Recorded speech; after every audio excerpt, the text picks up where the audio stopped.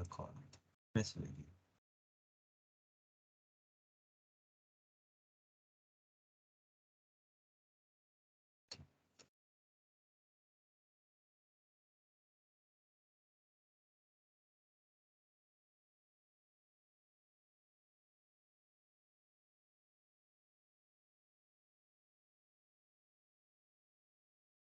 Okay, you all can see the lesson plan, right? Okay.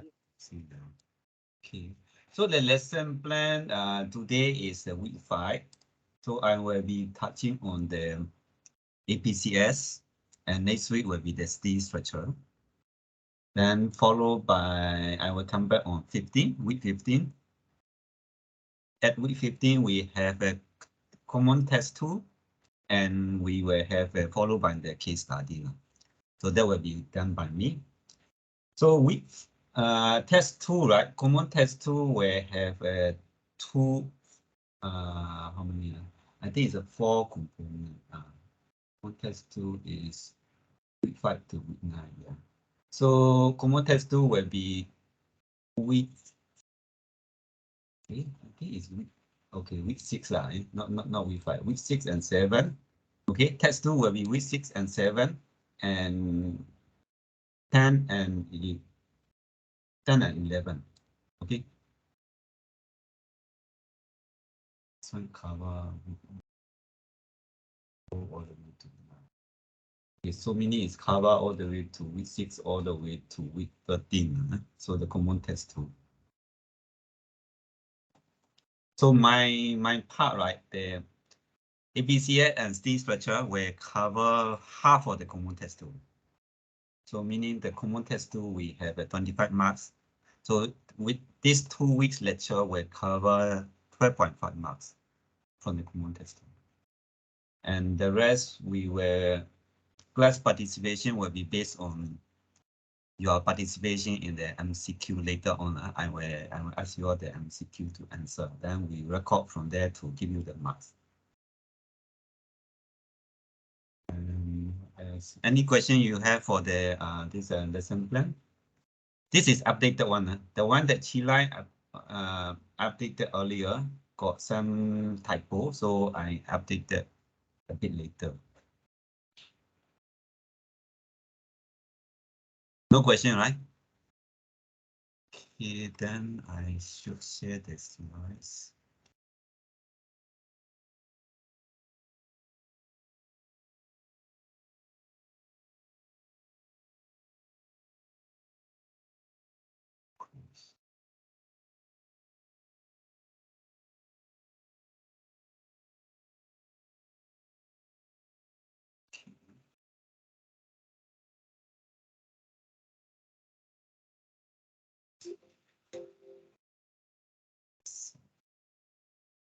Hold on, let me type it up. Microsoft Teams, I'm not very familiar. Okay.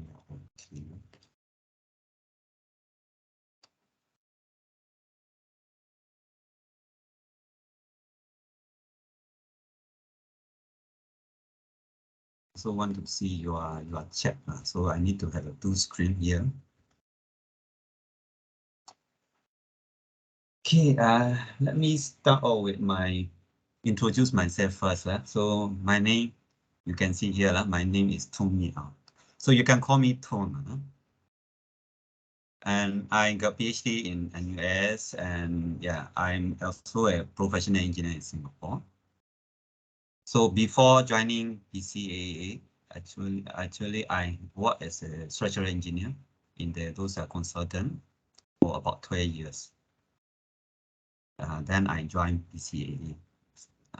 Now it's about 4 years. So this is my email address.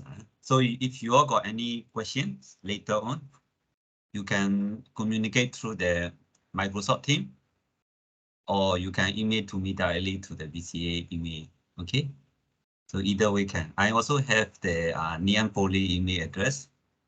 So you can find it in the Microsoft Teams. If you cannot find, let me know. So far, we got 25 of you. Okay, I think we can start now. Oh, okay. These are some of the projects that I did during my work.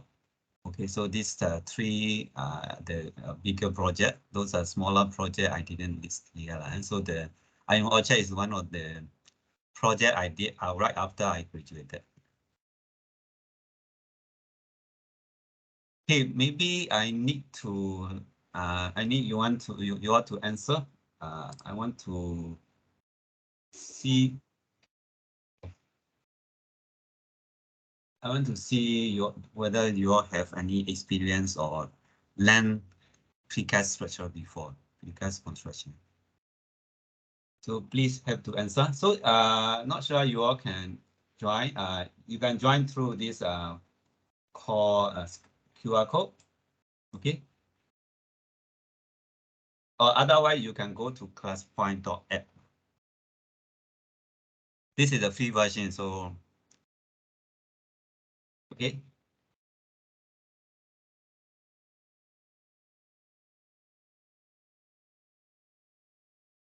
So once you join later on, I got MCQ later on. You no need to key in again. It's actually same throughout the session.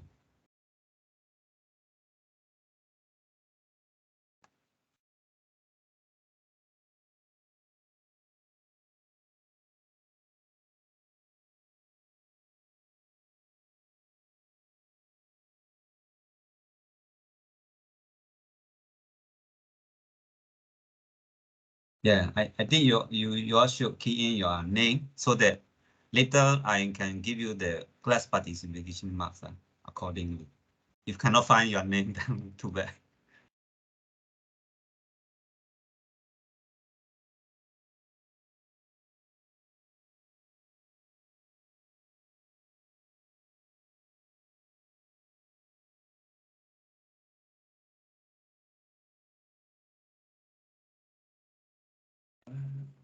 For 26, right? So still got some more.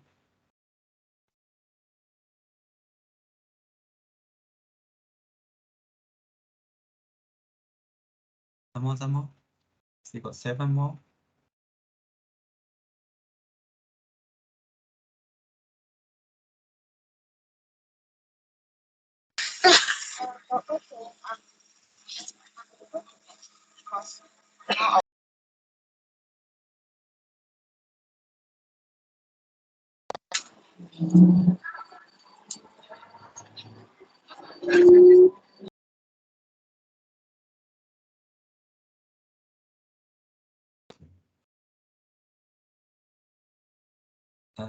Only 21. Okay, never mind. Then we should close it. This one I don't count as let me see. Okay, so only 5 of you have the experience. Okay, then I think it's good.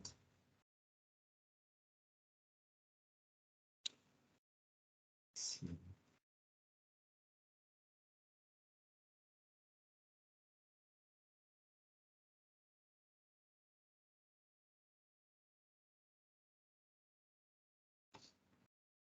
Yeah. So this course, right? Initially, I don't want to touch on the.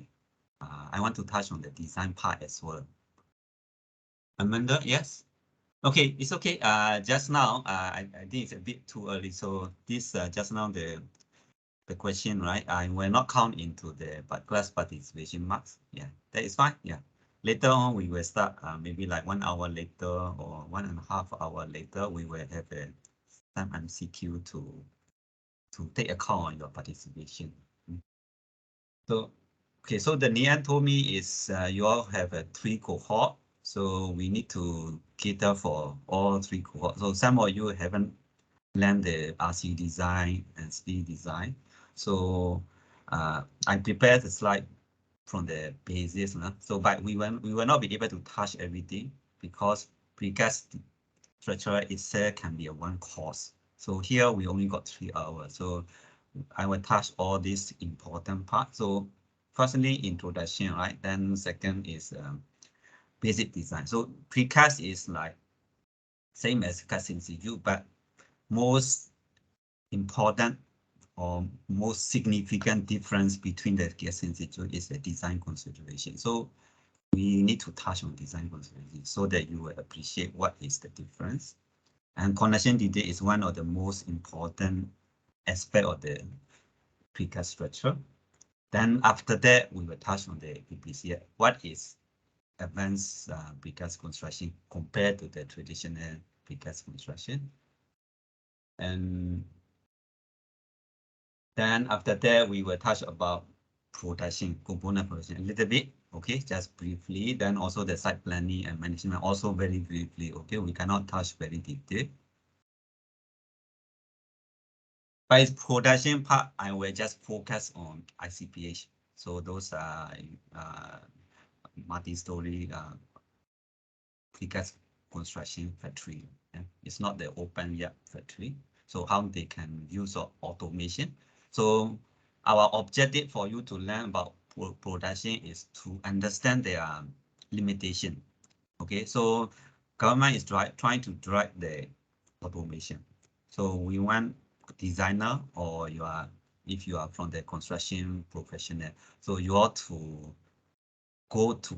move toward automation. So you got to design the precast component such a way that is able to produce in automated manner. So that is our purpose. So to recall what is APCS, just to recall, so I think Chilan already touched on it. So APCS is one of the DfMA continent, right? So precast basic component, then after that is another next level is precast, advanced precast concrete. So yeah, precast and advanced precast, they are same, they are highly flexible. Okay, so architecturally, any architectural shape, actually, we can use precast or advanced precast structure. Okay, only the difference is the structural design. That is the main different part. So I will touch from the basic. So what is cast in situ?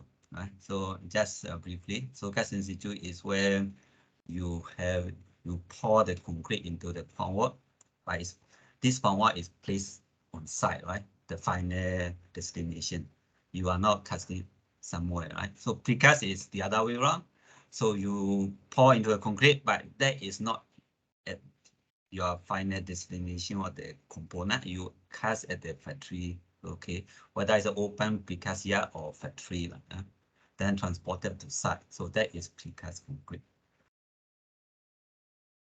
So you can see here, the photo show here is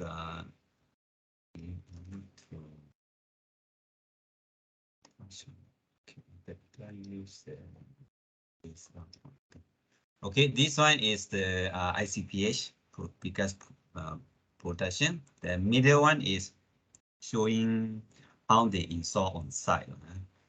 The right hand side also the same. How they install the precast facade. So what is the difference, right?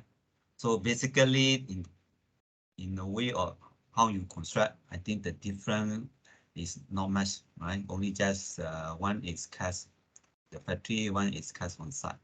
But its main difference will be the structural design, right?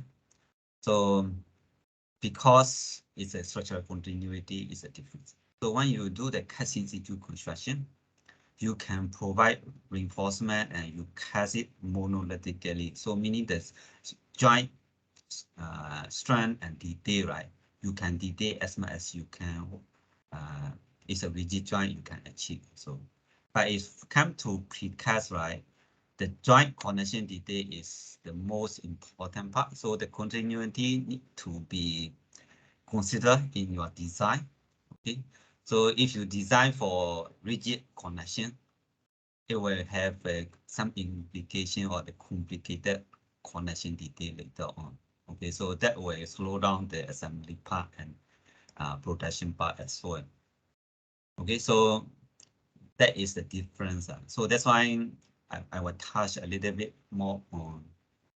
Okay, there is some message. Let me see. Oh, nothing. So I will touch a little bit more on design part as well as the connection design. Okay, but I will not go into calculation. Okay, so that is what Nian told me. Don't go into calculation. Okay, so continuity is different if you don't design for stability or the structure, right? It can happen during erection as well. So during erection, your joint haven't really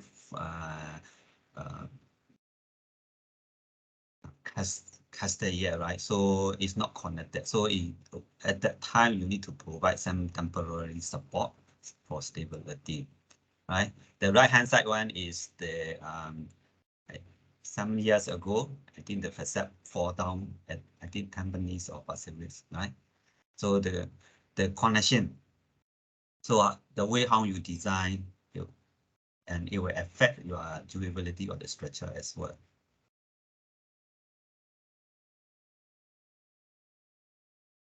So this part talk about this slide talk about a lot of work thing, but I actually don't want to cut down because it's you later on you may need to refer to all this slide for your exam or test law. So if you just talk like that, then maybe you may not be able to rewrite. So that's why I put it there. So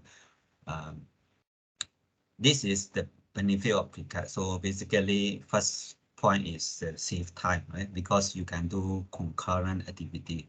So when you are doing the foundation, you can start to produce some precast structure already, finalize the design and precast.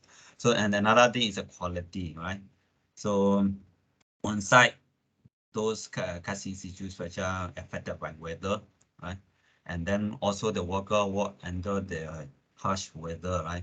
So the quality is affected, but produced on the factory, definitely the quality is better. Another thing is reduce labor on site, right? So that will cut down the noise, also the safety, right? Then the faster construction also save money. So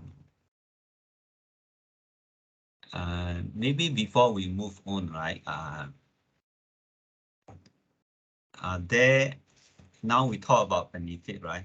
So and anyone and just now some of you got experience, right? So are there any disadvantages for if we adopt precast construction compared to cast in situ? Anyone? I understand that I think some of you have the experience. Yeah, Chilan, share with me. Anyone? Yes. Can you repeat your question, yeah?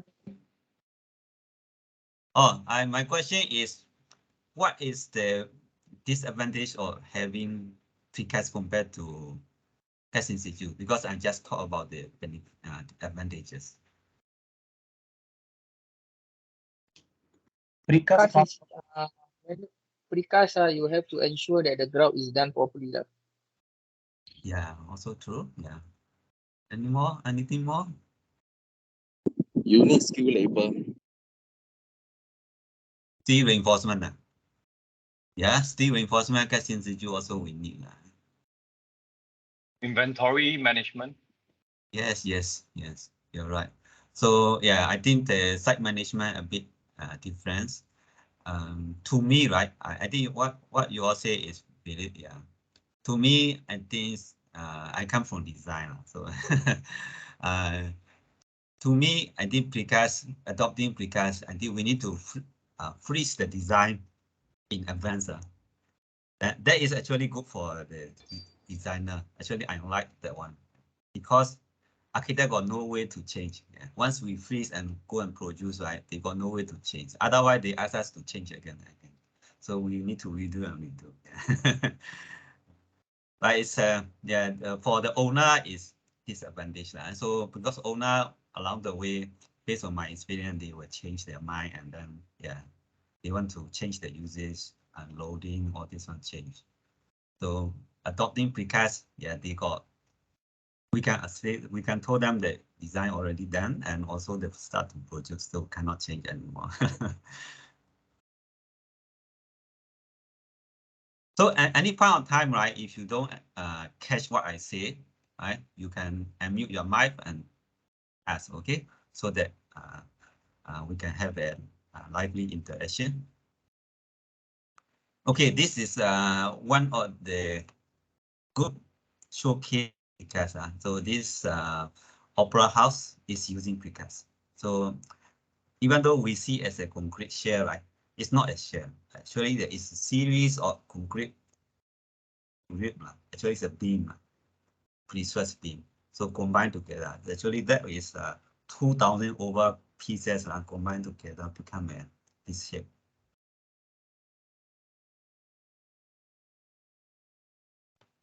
Okay, so use of precast, I think Singapore quite usual.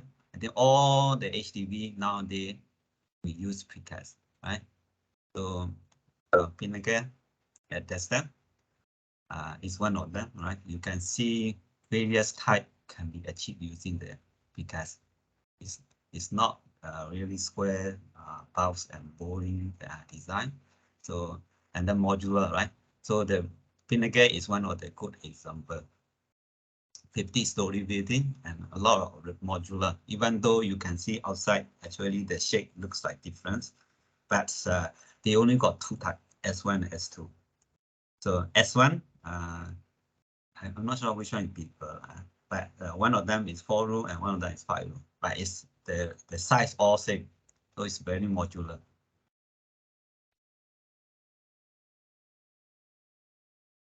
Okay, if we look at this one is HDB precast component. Okay, I want to talk about component. What are the component we can do precast, right?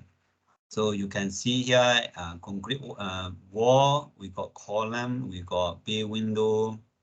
Right, we can have the balcony, blender ledge, the futures, and also the precast beam. So mostly all the member we use it.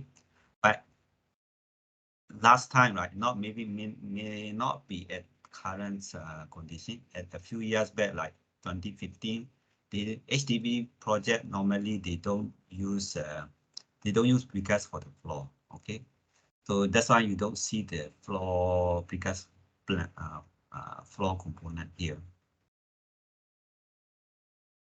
So you can see precast staircase. Yeah, this is nowadays all the building definitely they use precast staircase. Okay, all the building. Otherwise, they cannot pass the buildability score. I think you all already learned the buildability score. Okay, so based on that, government trying to drive the adoption. Precast plan is one of the slab component, right? And we got PVU, we got facade. So precast facade is very common nowadays. So all the facade nowadays we use precast facade.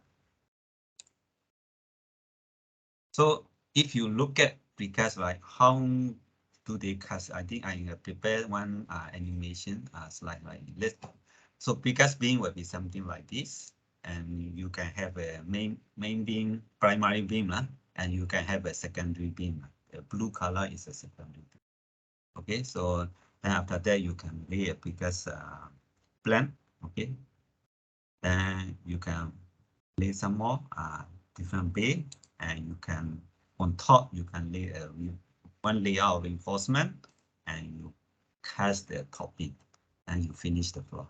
So compared to cast in situ, right? I think some of you already have the experience of construction, right? So cast in situ, you need to put up the formwork, right? After formwork, you need to put the reinforcement, you need to put the beam reinforcement, slab reinforcement, then you cast the concrete, right? So before going to the next one, you still got all the propping, then you need to remove, right? So there are a lot of process compared to precast. It's very fast. Yeah. So you can see the element just, but it's the only thing is the crane usage. If you use a precast, the crane usage is the bottleneck.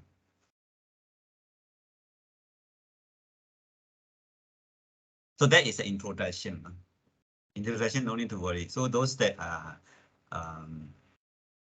important for you, I will tell you important. Okay, so no need to worry. I know that you are working and yeah, taking this course as a career upgrade. So we don't want to make you your life difficult. So okay, so pay attention. So it is important, I will say so. So design consideration, right? Normally you need to consider two type of load lah. So vertical load and horizontal load. So vertical load comprise of dead load. So dead load can come from the cell weight, right? Weight of the structure.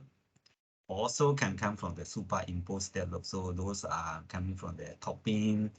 Those come from the furniture, or the partition wall. These are superimposed dead load. Then horizontal load, also got a live load. I think we also have a live load. So live load is the occupant load. So that is called live load and depth load. So then another one is a horizontal load. So mainly I want to focus on the horizontal. Horizontal load comes from the wind load. So when you design the this precast structure, right? Our main consideration is the horizontal load. Okay, the vertical loads design-wise no different from the pest institute, except for the connection. So, but the horizontal load is the main difference. So we got to consider how do we resist the horizontal load in the precast structure. So basically, we can classify as two type of frame. So I only touch on frame. Actually, there are other type, but I will just focus on two type of frame. So one is embrace. I think some of you already learned the steel structure in certificate 3, right? So two cohort already learned. So when you learn this steel structure design, right, they will talk about classification. So can be one type can be the embrace, the other type is brace. So embrace means right, when the lateral load come, all these member are embraced. So they got to resist the lateral load. So that is called embrace. So the lateral load will be resisted by the bending resistance or structural members. So structural member means the column and beam. So they are bending resistant and as well as their connection. So the connection need to be rigid connection. So that's why I say it's pin joint or pin connection are not suitable for embrace structure. So if you are using the precast, right? Of course, if you are doing the cast in situ, all these will be the rigid, can be the rigid connection. Okay, so pin connection may be used if it is a low rise, so less than 3-story. I think you can use even you go for the precast construction, you can use a pin joint connection. Why I highlight this is now we are going to advanced precast construction system, right? APCS. So APCS push toward to the pin connection, okay? Because we want to make it ease of manufacturing, ease of assembly. So to make it ease of manufacturing and ease of assembly, right? You need to go for pin connection. Then it will be simpler joint detail. Then they can produce easily.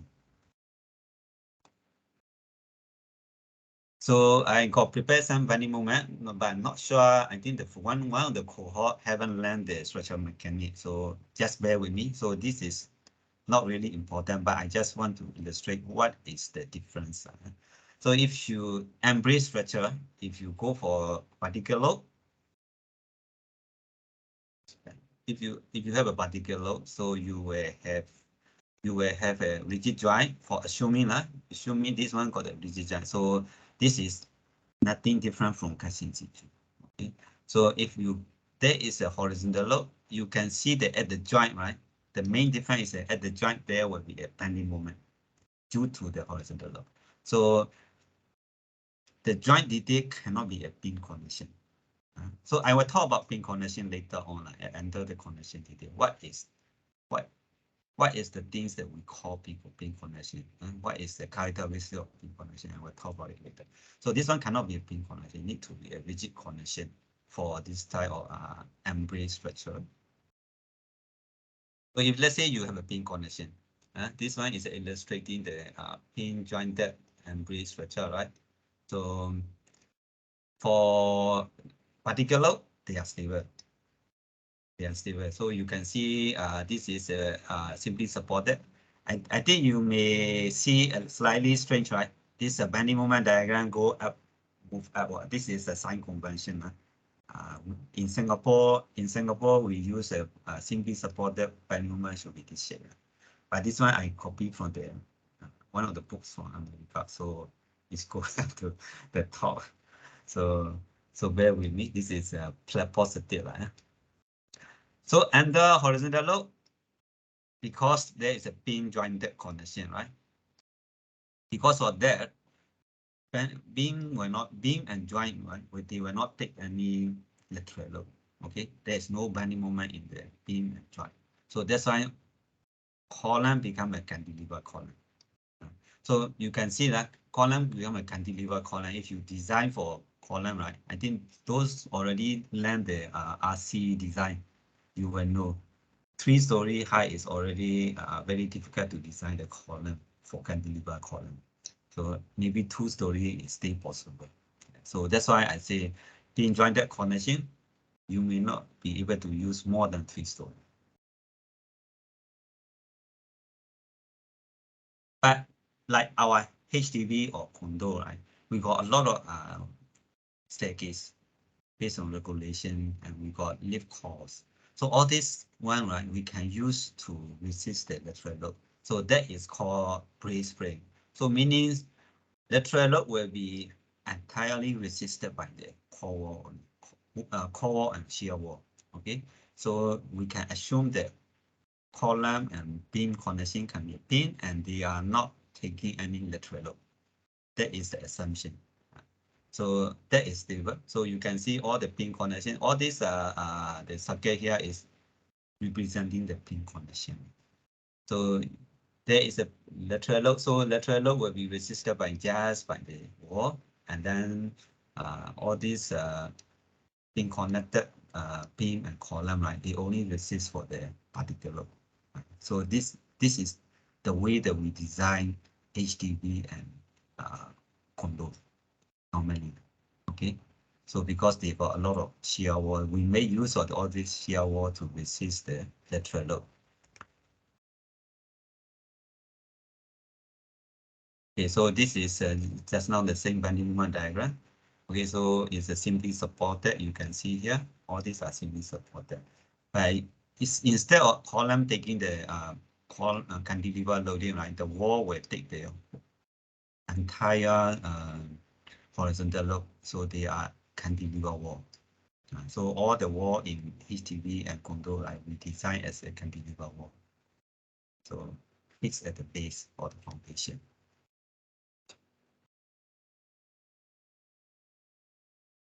So normally, right, the lateral load come in almost uniform, right? So they come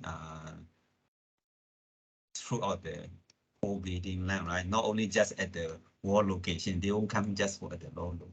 So there was, let's say, like wall location at the two end. Right?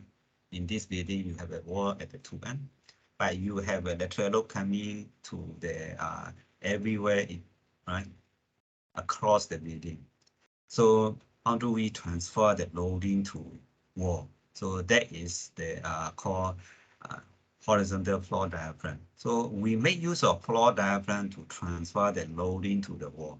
Okay, so we need to have a floor diaphragm. Otherwise, all these small pieces will be collapsed. So the wall is there standing, right?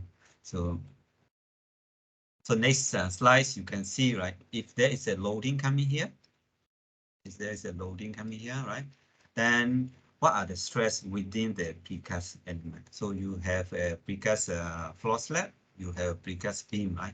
So all this one will have a interface here. You can see all this one have an interface here. So that's why all this interface here we need to consider in our design. So that's why sometimes, right, our precast manufacturer, they will say, why do you have a protruding reinforcement from my precast slab? We need to have, because we need to connect to the adjacent member. See, even in between this precast slab, right? We need to have it, yeah, because we need to transfer the shear. This shear to resist the lateral load, to form as a rigid diaphragm. So we have a floor diaphragm so that we can resist the lateral load. So that's why we need to have all this reinforcement through drilling out.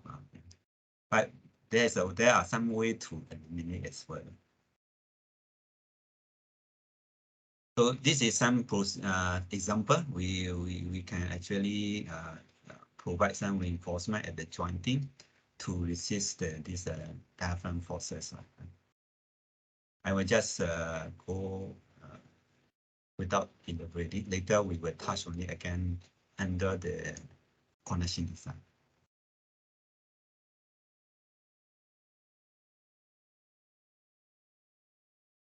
So the selection of the component, right, precast component. I will touch on a few slab type here. You can see the precast slab, right? We have two main criteria because slab actually basically resists only the lateral particle load, right?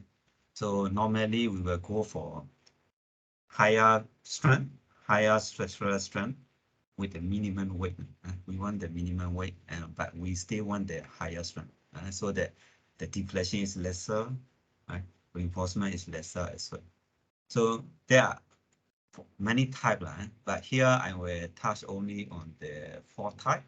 So non-pre-stressed precast plant. So precast plant is the solid precast plant. Later on, I will show you the photo. And there will be a hollow core slab. Right?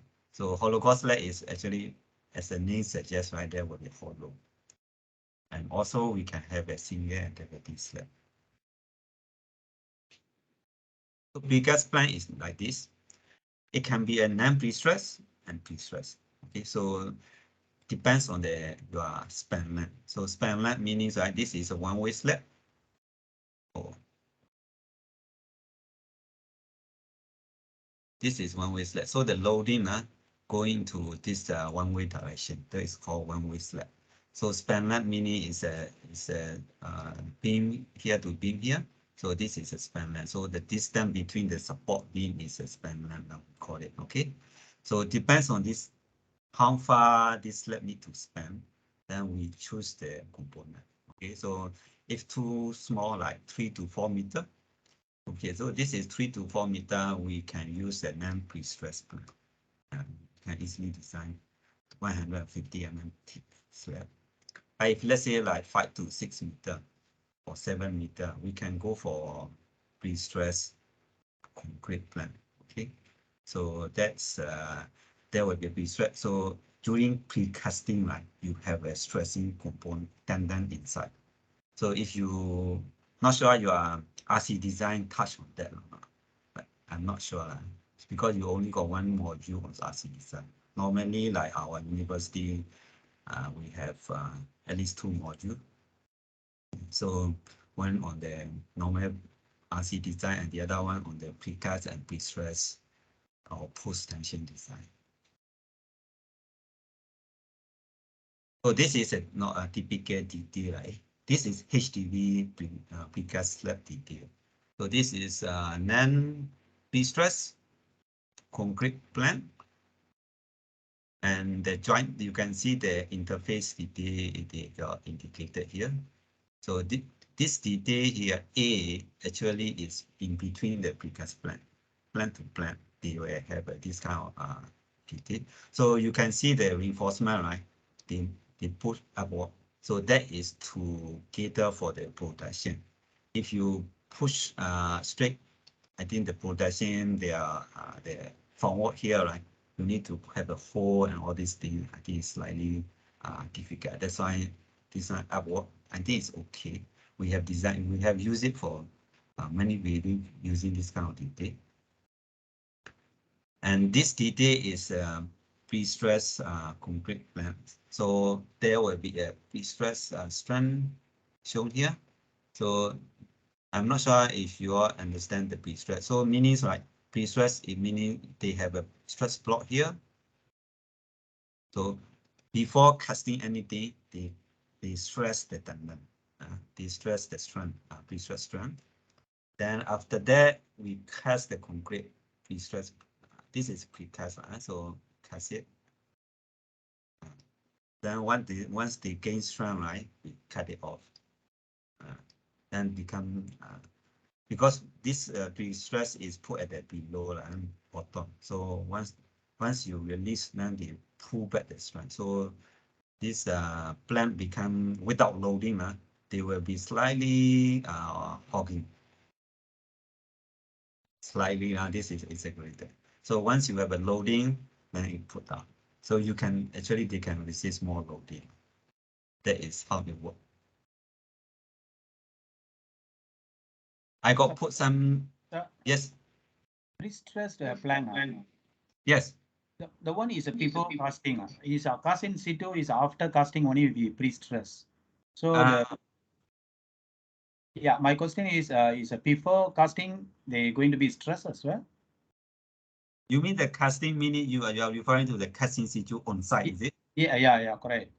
Okay, so we got two types of pre-stress.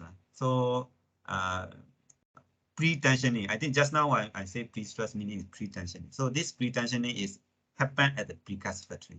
So this pre-stress precast plant is happen at the pre-stress factory. So they pre-stress first, they cast it and then cut it off, then bring to site. But the one that you mentioned about on site, right?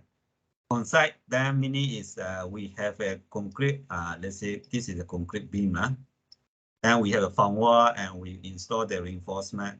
What we do is we have a ducting. We have a duct here, we put it in, and then you cast the concrete. So there will be a hole there. Then after that, there's a hole and you also put the pre-stress strength already inside, but you haven't stressed yet, okay?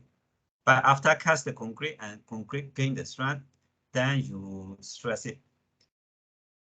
So there are many ways to stress. So you can stress from both ends, or you can stress from one end. So one end can be a dead end.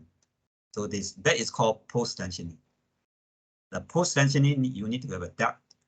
And post-tensioning, normally they will follow the bending moment profile. So it's more efficient. So just now the pre-tensioning, they cannot have a curve shape because they stress first. So once you stress, it's a straight line. Then you cast the concrete. So the pre-tensioning always have a straight line.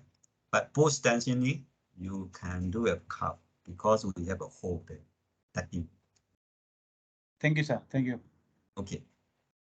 Thanks for asking. Yeah. So yeah, we need to ask. So that's why I also want those experience. I think I know you all are working, so you may have more experience than me. Yeah. Even though I have some design experience. So yours should ask a question. I may not be able to answer all, but I can ask some other expert and then give you all the answer as well. So Sir, are you a PE? yes, I am. Okay. Yeah, but I haven't signed any project yet. So yeah, I get my PE 4 years ago. Not very long ago. Better don't sign for project, Yeah, you are right also. Yeah, after that I joined BCAA. So like once joined BCAA, right? They say it's conflict of interest. Cannot do anything regarding the PE. So become like that. Yeah, also true like what you're saying true. Yeah, sign. We must make sure all safe. Do you need to be a PE to join BCA? No, it depends on the department. Okay, so the one that I'm in is a BCA Academy. So Academy no need to have a PE. So like my school, right? We have about 15 or 20 lecturer. So only 2 or 3 PE. So no need to have a PE. But if let's say you at our headquarters in Jurong, so they got the plant processing department, right? So they all need to be a PE. Yeah. Because without PE, right? Because they are going to comment on the PE submission. Right? So this engineer comment on the PE submission, but if he's not the PE, right? People will challenge them. That is the thing. Okay. Okay, so That one will be AC already, right? yeah, AC AC is another level. Actually, I work in AC firm very long also. I work in AC, one of the AC firm for like 8 years. So I know that firm actually the small setup. So AC, they also do the QP and also do the AC. So AC is like you need to have a, I think it's a 10-year experience or something like that. PE, you got to sign the project experience. Yeah. Then you can apply for AC. Then can Even- apply for AC, correct? Even in BCA, this HQ, right? All this department, not many AC. Yeah, only one, I think only one guy is AC. The rest are not AC. So because AC, we need to have experience. So once we join BCA, right, we don't have an experience anymore. We cannot show this project as an experience. So we cannot go and apply AC anymore. That is a downside. But the good thing is we don't need to sign like just now you said. So yeah, signing is also the heavy responsibility. Okay, so the biggest just now is a solid plan. So but solid plan, right? One thing is not efficient because span line is longer. You need to either you have the pre-stress or otherwise this pre-stress also not so effective because it's a straight line. So a straight line normally not. Okay, so once the span line longer and longer, we need to go for hollow core slab. So hollow core slab are normally also pre-stressed. So I'm not sure you all can see or not. I purposely put this photo here because you can see there are some dot here. So all these ones have a pre-stressed strength inside. So at the bottom. But hollow core slab are thicker compared to the just now the biggest plan.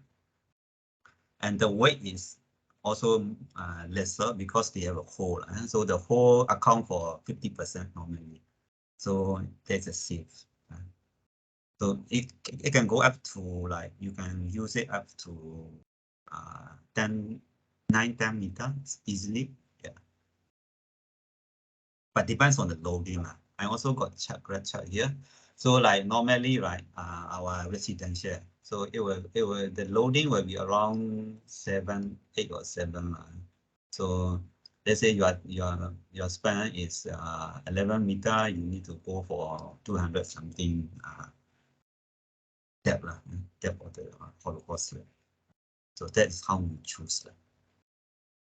But it's more than like 15 meter, right? It's not feasible to use because hollow core slab also. So in that case, right, we should use a single orderability. So this is here the photo here show is a singularity, right? So one slab actually.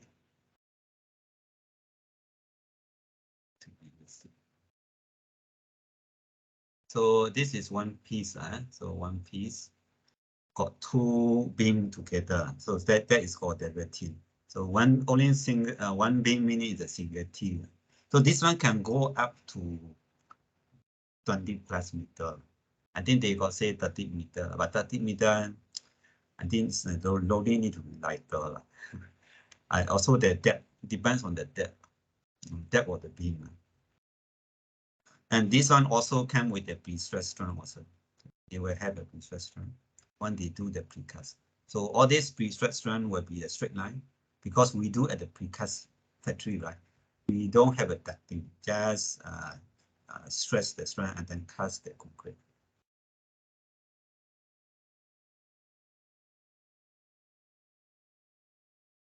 Then next is precast beam. We talk about precast floor slab. So now it's a precast beam. So precast beam, I show a few types. So first one is rectangular, right? Second one is L shape. Then this one is inverted T. This one the iron beam, right? So depends on the usage. Right? So normally, right, this kind of L shape meaning is you have something to support, something to support at this side. So whether you need to support the precast slab or not. So that's why you have a L shape. That's the purpose. Like this T shape also the same. You may have something to come in on both sides. Then that's why there's a T shape.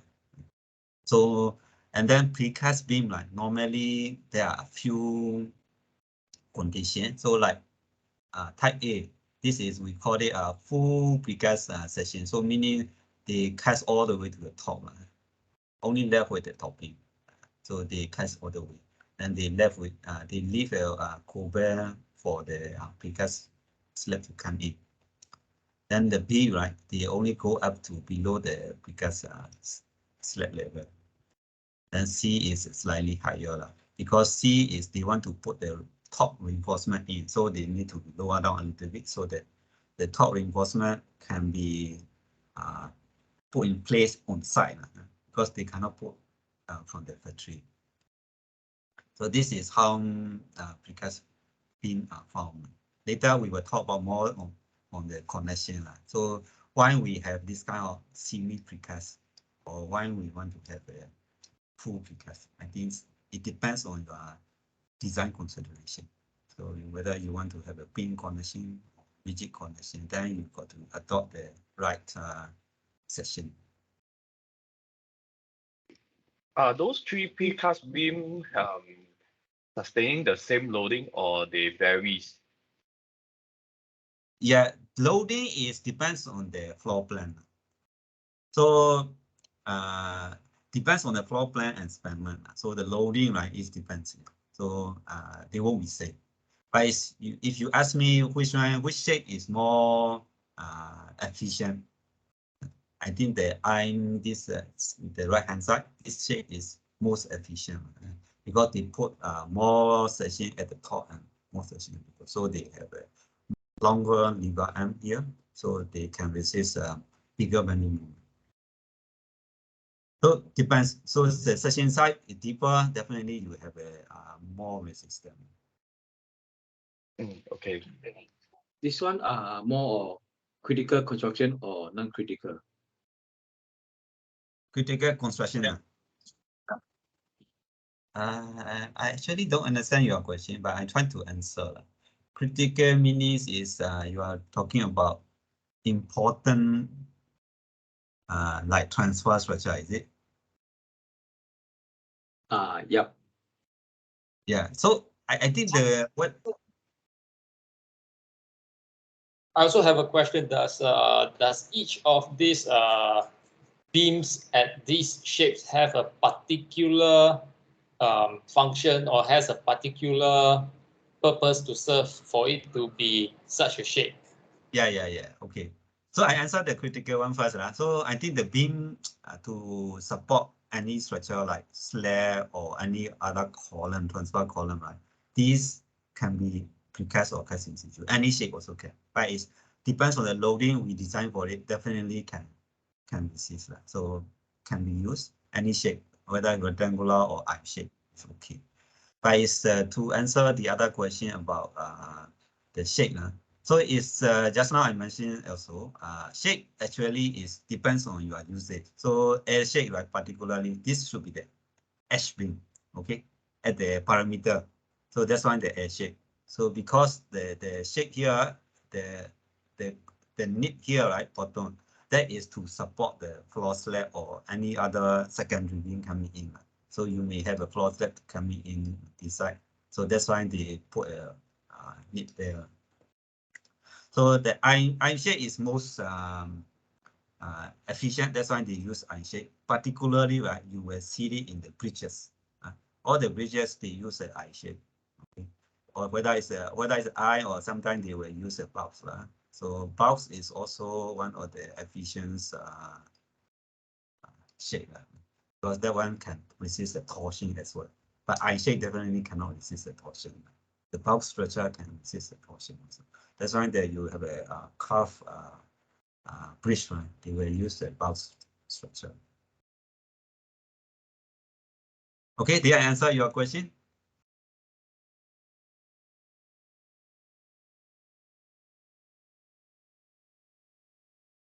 Okay, anyway, we go ahead. I got some animation. I think Hopefully it worked. I didn't test out. Yeah, I forgot to. So the first one, right? The beam or slab are actually the same. They have two type of things. One is without propping, one is with propping. Okay, so first one is without propping. That's why without propping, right? Whether it's a column or beam, right? They need to have a nip. So to support the structure come in. So this blue color is a precast element. So to support without propping, we need to have a nip or cover to support it. All right. So after that, you have a topping. Then I just draw a bending moment. So topping haven't gained the strength, right? So stay at temporary state. So in that case, this beam is stay simply supported. Right? So after the topping gain strength, then they may have continuity. Right? But with the propping, so meaning right, this first one, right? They can use full section. You can see they can go up to the topping, so full section, because we want to use as a simply supported design. In that case, but if let's say with propping, normally we will use it for semi precast because it's section is smaller. So if we design this section for simply supported whole span, right, it will be heavy reinforcement. So that's why we have a propping, so that in the temporary stage, we don't need so much reinforcement. So after cast the reinforcement, then you become a continuous beam, then the reinforcement won't be so heavy as well. So that's why normally, whether it's a this type of semi precast or other type, there are other type like they may have a share. Okay. So that type I will touch on it later on also. So that is another type that we want to achieve the rigid connection. So normally they also have this type of share, right? This type of share actually providing to put the bottom bar on side. That's why they need a share. Okay, so if you do like this one, right?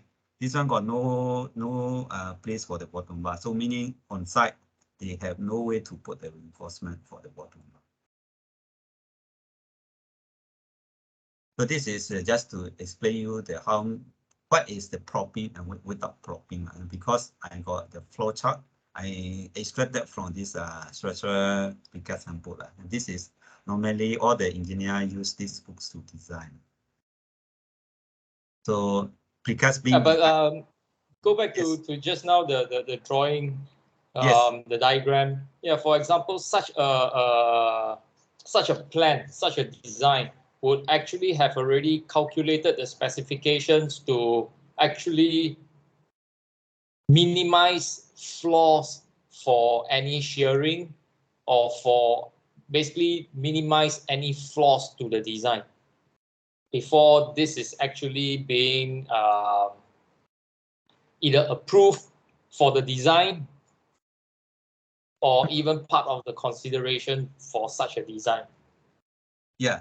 So normally, right, our design consider all the stages, even during transportation. Okay. Our design will consider all the stages. So before erection, right, they cast on precast plant, then they transported, right, they got a hook, and then to transport. So the crane, erection, all this one we consider. Then let's say you don't have a propping, then we will consider full simply supported beam. All this one will be considered every stage, and then we check every stage also.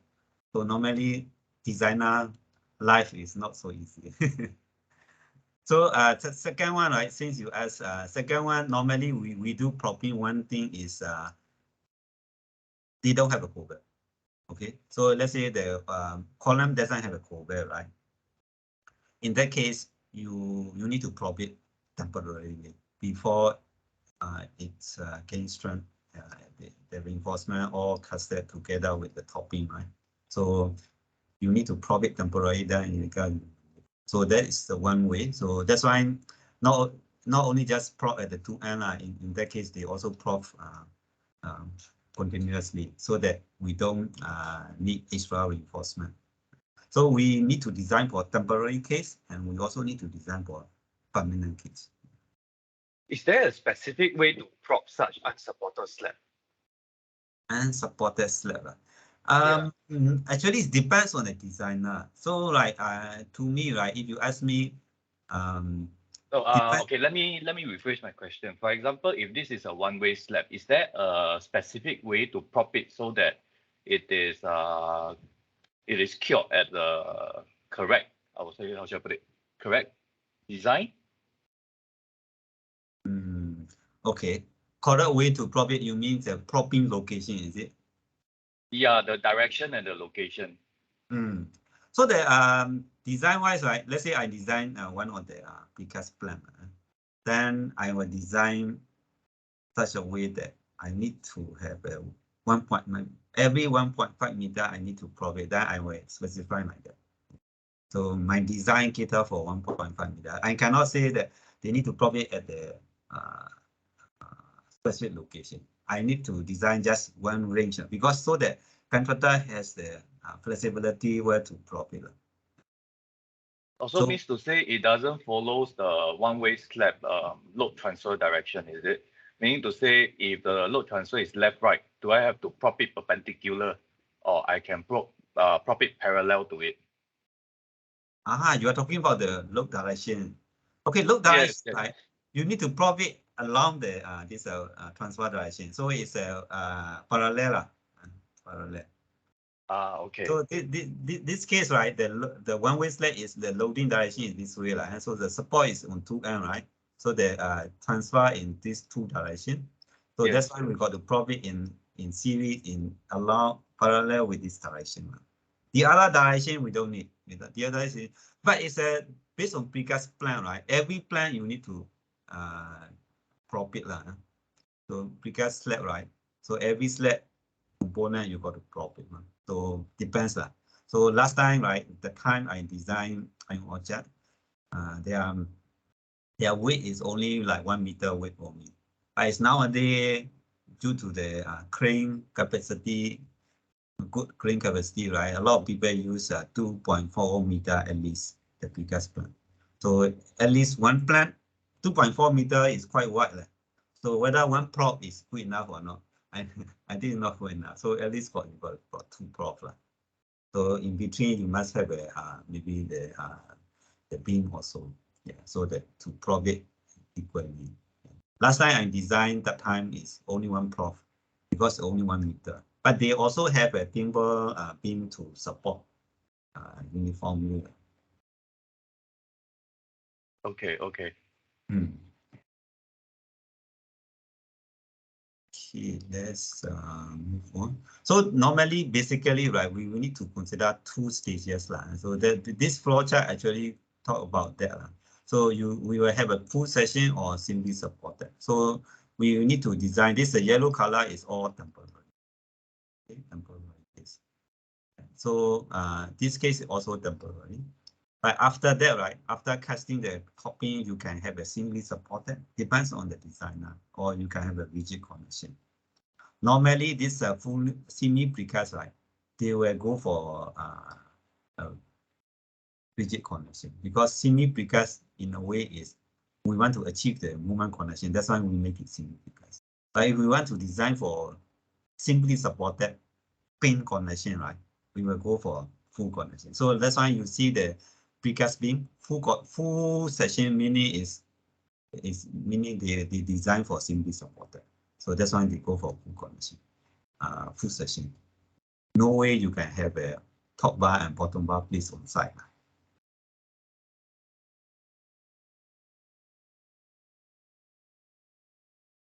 So next is column and wall. So column and wall, I think design wise no different because in Singapore, at least in Singapore, because I see a lot of books from overseas, they have a simply supported connection between the column to column. But in Singapore, we don't do that.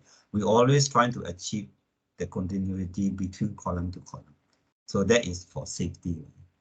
So we have a lot of connection type available. Okay, later we will touch on it, right? So we can have a column to foundation or column to column.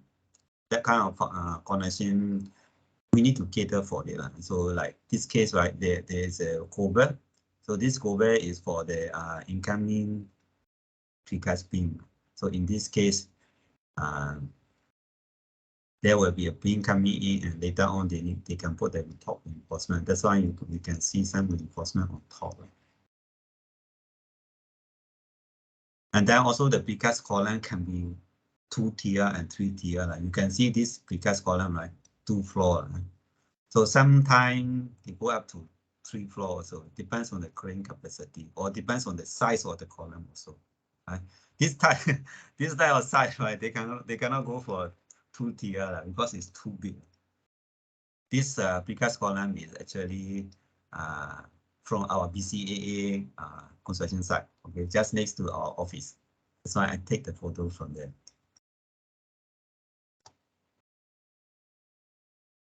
The precast wall is the same thing, but it's a wall is something that we need to have a continuity, because just now I mentioned, like, stability comes from wall, because the brace frame, right? Brace frame means is all the lateral load is resisted by the wall. So this wall is designed as a cantilever wall. So once you design the cantilever wall, they need to be the continuous structure. So in between, right, all these connections need to be fully lap, and then also fully anchored. So it's continuity is there. So there are a few types of connection. Later we will touch on it to achieve the full connection, full strength connection.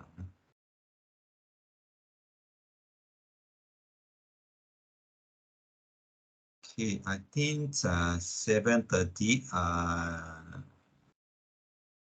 I can give you all the break. Okay, not sure you all have a dinner already. Not yet.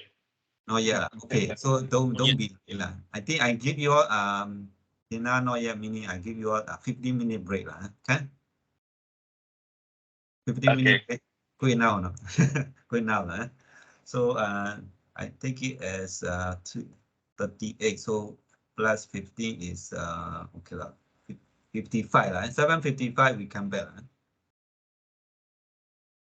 So go for have dinner first, then we continue. Dr. Tun, Yes. I would like to check, in this precast installation, they got the permanent PE and ERSS PE for this one? Precast normally not. During the installation? No. No, only one PE. Only one PE. Like you are talking about the cast in situ, right? Cast in situ, the formwork, there is a certificate, right? The one another PE come and check the formwork. That one is for cast in situ. But I heard the Okimpyo, that case is the temporary PE who got jail, right? Oh, you are talking about this the bidet collapse. Yeah. Bidet collapse is because that one is cast in situ. But Because they say the Kobe fail. But Kobe is also cast in situ. Yeah. Okay, so the thing is, right, that one temporary they call it, right? That one is during construction. Okay, so that Kobe, right, it is similar to this, but it's not a precast. So the Kobe actually, okay, let's say I draw this pier. So they have a Kobe, right?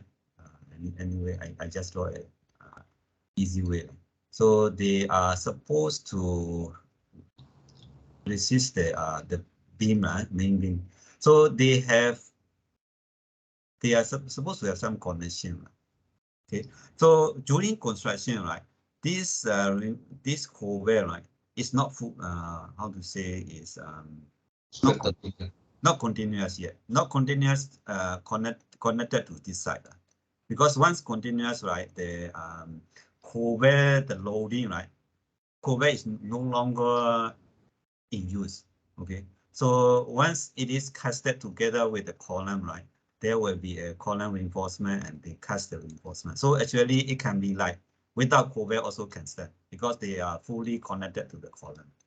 But during construction, this cover is provided as a support for during construction. So during they cast the pour the concrete, that time collapse, right? So that's why AC argue that they don't check the temporary condition. Yeah.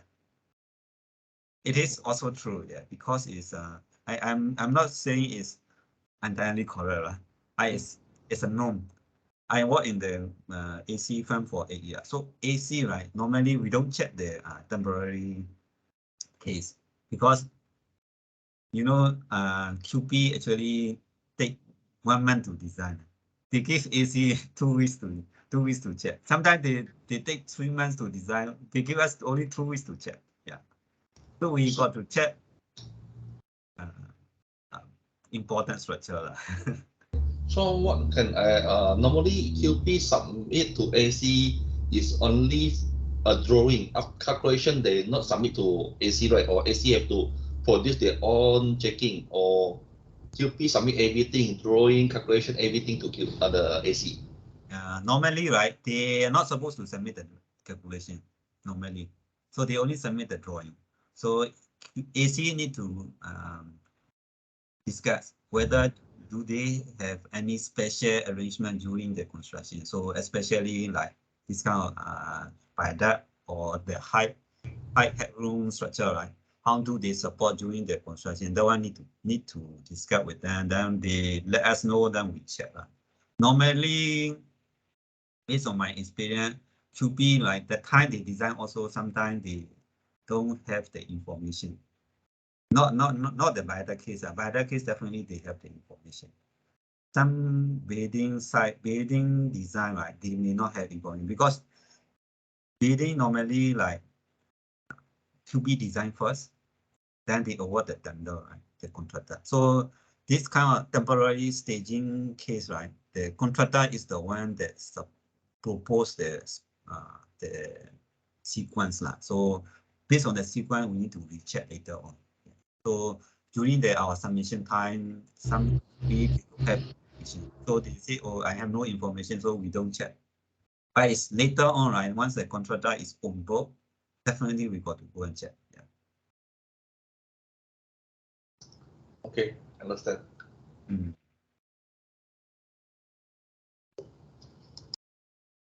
Good. Yeah.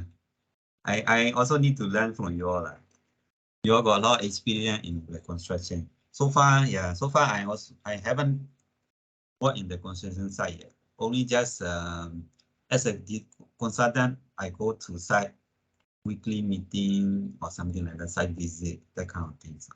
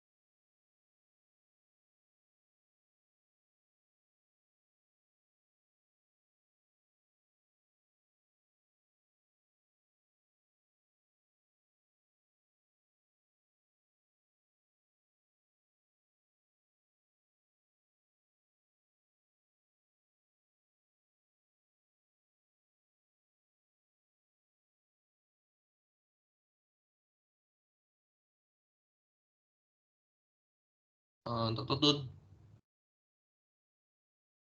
Hi. Yeah. I want to check this knot is upload to Steam or where? The slide, is Yes. it slide? It is uploaded. Do you see that? MS Team?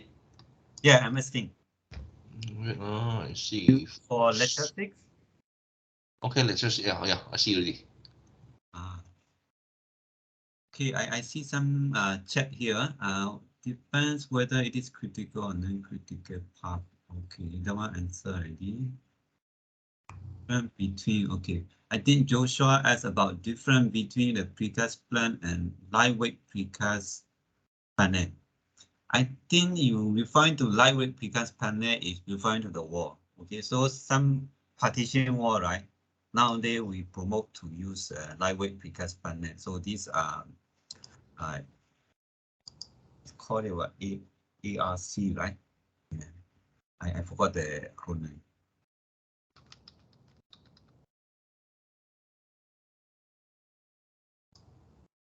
Okay, let's continue. Okay, so we continue to connection detail. So as I mentioned just now, connection detail is the most important design consideration for precast construction. Okay, so without that, I think that's why I think designer also need to have a production knowledge and installation knowledge so that his design can be installed and produce efficiently. Otherwise, I don't have that knowledge. I will design based on my designer scale. Yes, good for designer, it's stronger, but whether producer may have a difficulty to produce and contractor may have a difficulty to install, right? So these are things that we need to learn from each other. So normally, right, slab and beam, they are either supported by cover or nips. So if you don't have a propping, definitely you need to support by the cover or the nips. So there's some definition, I put it there. Joint, actually there's we also call interchangeably. We can call it joint or we can call it connection. But actually in the books or this literature, right, joint is the interface. Joint is interface between two elements. So meaning like this is called joint. So this interface, like the nib and the beam here, the interface here is a compression. So that is called joint. But connection itself is actually the bigger portion on it.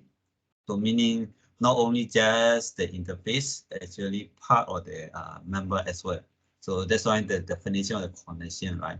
It go through an assembly comprising one or more interface. So they got more interface as well. So they will have a tension interface as well. So I think we call it connection will be more proper term, right? Rather than joint. Joint is in between two. So normally we can classify them as pin connection or moment connection, or you can call it as a pin connection. Sometimes people will call it simple connection, or moment connection. Also, people will call it rigid connection. These are both are correct. Okay, interchangeable. So pin connection, right? Normally in precast construction, right? There's no such as really pin connection unless, like you can see in the picture here, this is a steel structure, right? Steel structure, you can really do a pin connection. You have a the hole here, and then you have a pin here, right? So the member itself can rotate freely. But if you look at the bottom part, right, the column and beam, they have pin connection. They are connected by a tower here, right? But you see whether this one can move freely or not. Cannot move freely, right? So not really a pin connection. So pin connection is like we use extensively, but it can transfer shear and axial force. So shear meaning this beam will have a shear, so the vertical shear will come. Axial force meaning there will be some tension, so accidentally you may have some force. They may have a axial force. So that is the purpose that we have a tower here to resist the axial force. Okay, but they cannot transfer bending moment theoretically. but they may have a nominal bending moment. Okay, nominal bending moment, they have a capacity there because you don't really have a freely can rotate.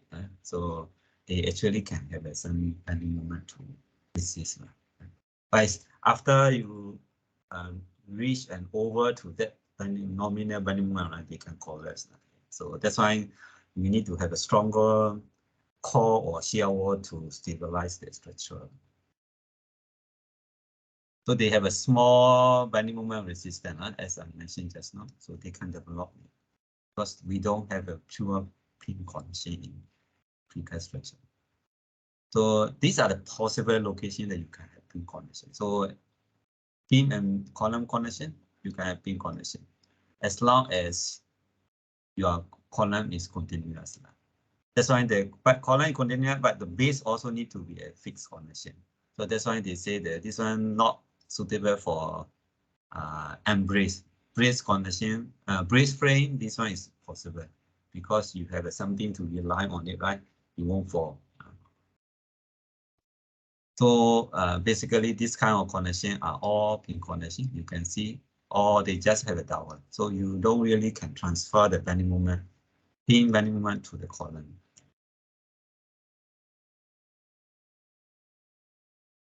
So pin connection, we have some concern is like once the beam is loaded, right? So if you let's say you have a beam here, this is the beam.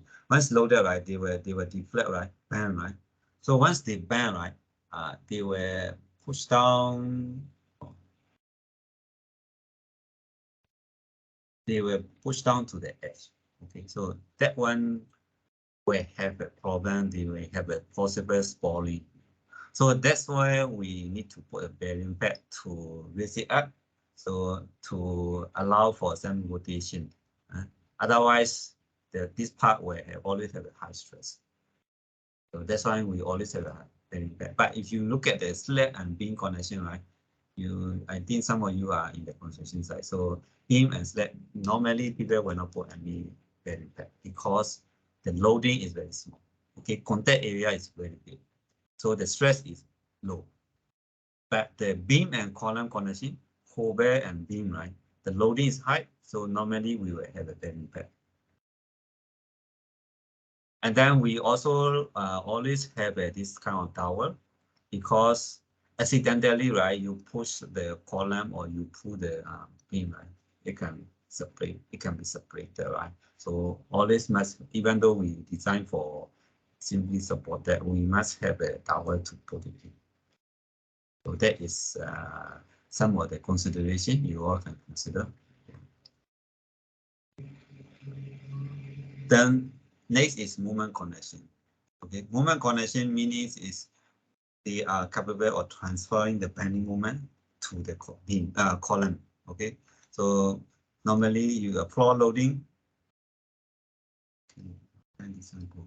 So floor loading come to the beam, right? Then beam will deflect. Then beam got the bending moment. This bending moment will transfer to the column as well. So you need to anchor the reinforcement, top reinforcement and bottom reinforcement as well. That's why always those construction on site you will see this kind of share, right? Share U-shape precast beam. Yeah, that is to put the reinforcement on site. So normally this the bottom reinforcement also put on site. So this after a while then continue, right? In the middle portion is fully casted, right? Only near to the column, then they have this kind of U-shaped shape. So this connection is actually the movement connection. But in this case, right, because of the U-shape, right, the section area is very small. So you may need to prop it because during temporary stage, there is no much strength bending moment capacity to resist the loading during the temporary state. So need to prop it.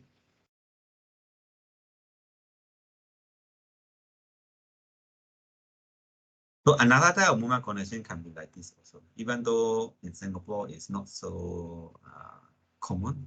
Okay, so in this case they put the two beams side by side and then they lap with the reinforcement top bar later on. So they have a pocket here. They have a pocket here. This precast beam come with a pocket. Then this one of the reinforcement will be going all the way. And this side also come all the way. They have a lapping so that they can transfer their top tension later. So this is actually cater for the negative bending. Only cater for negative. They cannot resist the positive bending. If you look at the bending moment diagram that I showed earlier, right? Due to the lateral load, the connection, beam to column connection, right? They can be a positive bending moment and they can be a negative bending. So this type of connection only can resist the negative bending. If there is a positive bending moment, means the bottom got the tension. There is no reinforcement to resist the bottom tension. So in this case, this kind of connection is moment connection, but they cannot resist the lateral load. So it needs to be used together with the shear wall or core wall to stabilize. So that is column to beam. Column to column connection, right? Normally in the past, they will use the corrugated, this a pipe slip. Okay. It's quite long. So bottom reinforcement go into the pipe and then they grout from the top or they grout from the below and come up on the top. So that is a grouted pipe slip. So the top reinforcement is coming near inside, it's just beside it. Right? And they are lapping. So normally this is a lapping line. So lapping line, I think those who are on site they know. So 45D. Right? So if you're talking about 25 diameter reinforcement, so it's a 1 meter plus length. So it's not so easy to install because of that longer length. So that's why nowadays you use the smaller pipe slip. That one have the casing. That one can use a shorter one. We will touch on it later. So that is two type of bending moment. Now we move to some of the example. So this is a precast plant connection. Okay, so if you look at it, yellow color is a beam. Okay, then the green color, the hash is a precast plant. So if you look at it, this one, they're supported by the beam, right? So particularly this one, your beam is shear. Okay, so they have a bottom bar. These two bottom bar is placed on the side. This below one is come from the precast factory. Then you have a yellow color is come from the precast plant, right? So this precast plant just normally like 15 mm. They just sit on it. Then they left with the top reinforcement later on. So means they have a later on there is a continuity there. Then they cast together. So this type of thing, right? Do you need propping or not? This kind of thing. Yes. No. Normally you need, right? This is 15 mm you put on the edge, right? You can't really rely on it. So normally we will prop it. So this is one of my project. So last time they don't allow us to put the cover here. They don't allow us to put the nip or cover here. So we don't have anything to support. So meaning they got to prop it. So contractor got no choice. They got to prop it. Both sides. Otherwise, right, during construction it will fall. So this left-hand side detail is in between the precast plant. So it's the interface between the precast plant. So Yes. this 15 sorry, sir. Yeah. 15 mm can take rebar load and human load or not? Because this 15 mm only the concrete cover only, right? This one plank is a permanent, look like a permanent formwork, right? Yeah. So cannot. That's why they cannot take, right? That's why we need to have a propping. Oh, okay. So once you have a prop, right? Yeah. This the bearing here is not, there's no nothing. This 15 mm overlay is once you cast the concrete, right? You will not, concrete will not seep out, Oh, because okay. there's no overlay, then concrete will fall off. That's why there is a 15 mm overlay. Okay, sir. Thank you. So another thing is a connection between plant to plant. So plant to plant. So that one also need to have a rebar to connect each other. You know, just now remember we have a floor diaphragm to achieve. So between floor diaphragm, these two precast plant also have a shear. So we need to resist for shear. That's why we need to have a protruding rebar. So this kind of rebar, the contractor, the producer, they don't like, especially those are ICBH site. They don't like this kind of things. But it's no choice. We need to have this kind of connection to achieve the rigid diaphragm. But normally is as during production, right? They can put it upward, then on site, then you pull it down. Okay, so that it won't affect the formwork during the precast factory.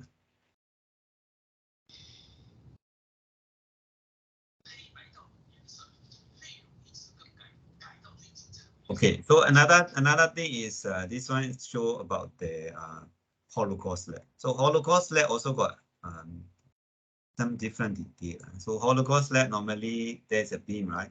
So beam to slab connection, they will have this kind of detail. Anyone?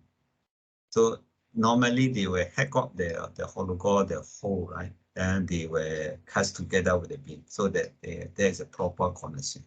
But this beam is cast in situ, right? So it's different case, there's a different configuration. But sometimes there will be a precast beam. So you may have a different kind of detail.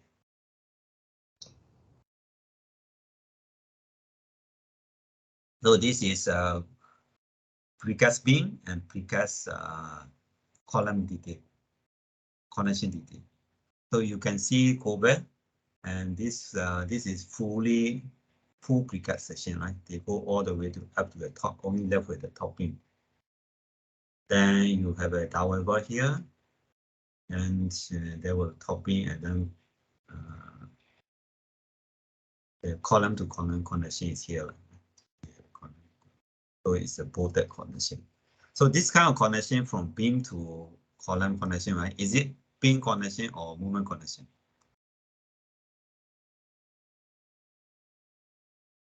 Sorry, repeat your question again.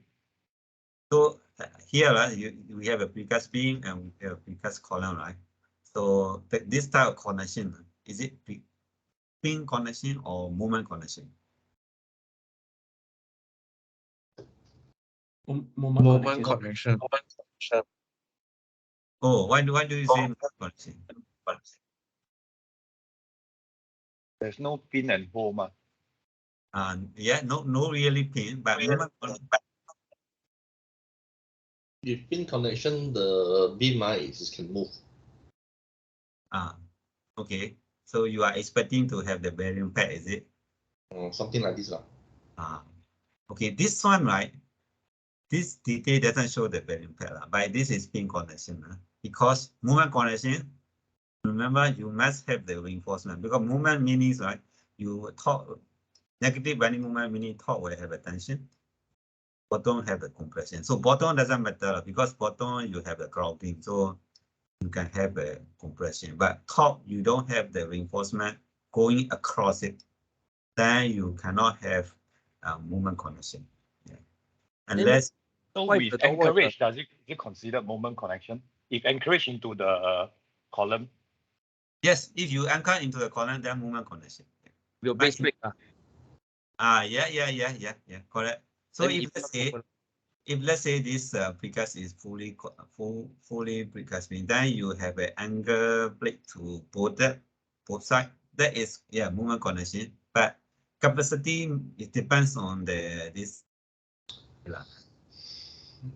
But in this case, right, there is no connection. So this case we need to call it as the pin connection. It's really same as the earlier pin connection that I showed. You can see here like this, right? This is pin connection. Same.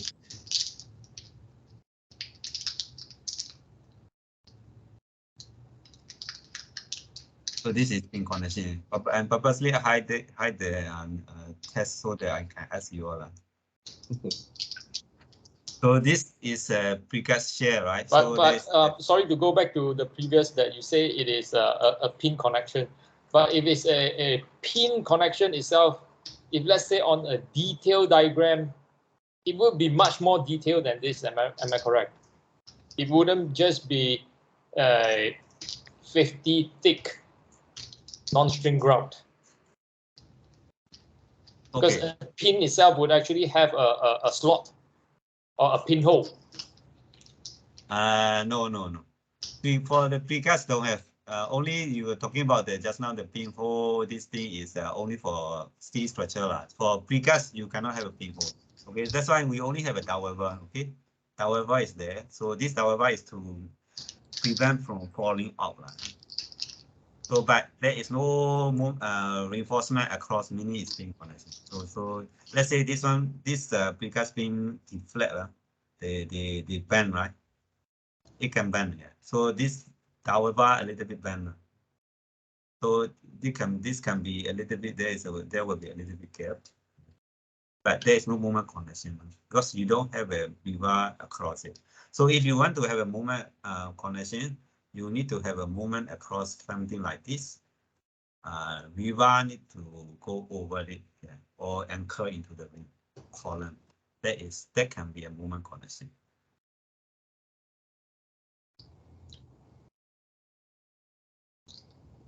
So another moment connection is this type. I think you all seen before. This is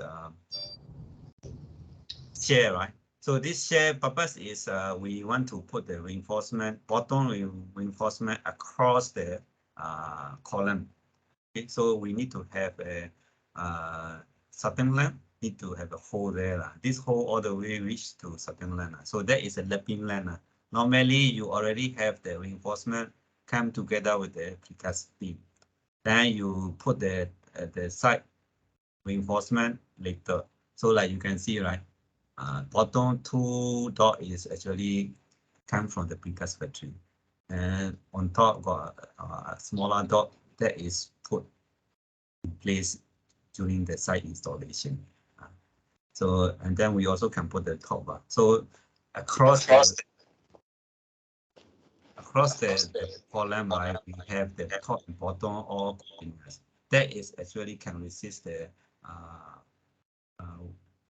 movement due to the lateral load. Okay, so movement due to lateral load can be a negative bending moment and positive bending moment. Negative bending moment meaning top got tension. Positive bending moment meaning bottom got tension. So because wind, right, you can come from this direction and come from this direction. So they change the direction, meaning your bending moment also change the direction. So negative moment is top portion have rebar. Positive moment means bottom have rebar. Yes. That is you can base on that because I think you all learn in this certificate 3, right? There is a structural analysis and mechanics, right? So the bottom positive bending moment meanings your shape will be like that. We haven't go to the certificate 3. We can directly go to certificate 5 now. Yeah, I think one batch haven't go through, right? So if this kind of shape, right, the bend shape is bottom got tension, right? Bottom got tension and top got compression. That is actually the positive bending. Negative bending moment meaning is hogging. We also call hogging moment. So your bending moment come in this shape. So top got tension, the bottom got compression. That is actually the negative bending.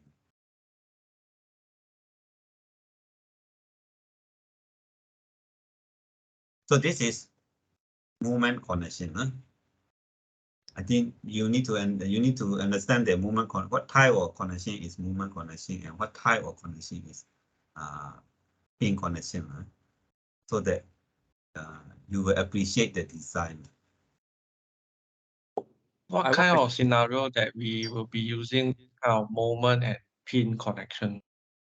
So that question, right, we will go back to the earlier, very early slide. I got talk about embrace frame and brace frame. So embrace frame meaning the frame itself need to resist the lateral load. So in that case, right, that frame will have a bending moment due to wind load. So bending moment due to wind load can have a negative bending moment and positive bending moment at connection itself. So in that case, you need to have a moment connection. But you have a brace frame. Brace frame means is frame is braced by the core wall, staircase wall, and shear wall. So its frame is already braced by this very strong wall. In that case, the frame itself, right, all can be a beam connection. It won't fall because it linked on the strong wall. So in that case, you can use the beam connection. So it depends on type. Sometimes, right, if let's say like iron orchard, the one that I did. So they have a core wall, they have all the strong wall, but they still need to use the moment connection, okay? Because it's a very tall structure. So wall action alone not enough. So combine action together. Something it depends on the condition. So normal HDB condominium normally they will go for beam connection because the wall is let's say like 30-40 story definitely can resist by the wall itself. So it depends on the number of wall that you have or the layout, the geometry or the building also depends.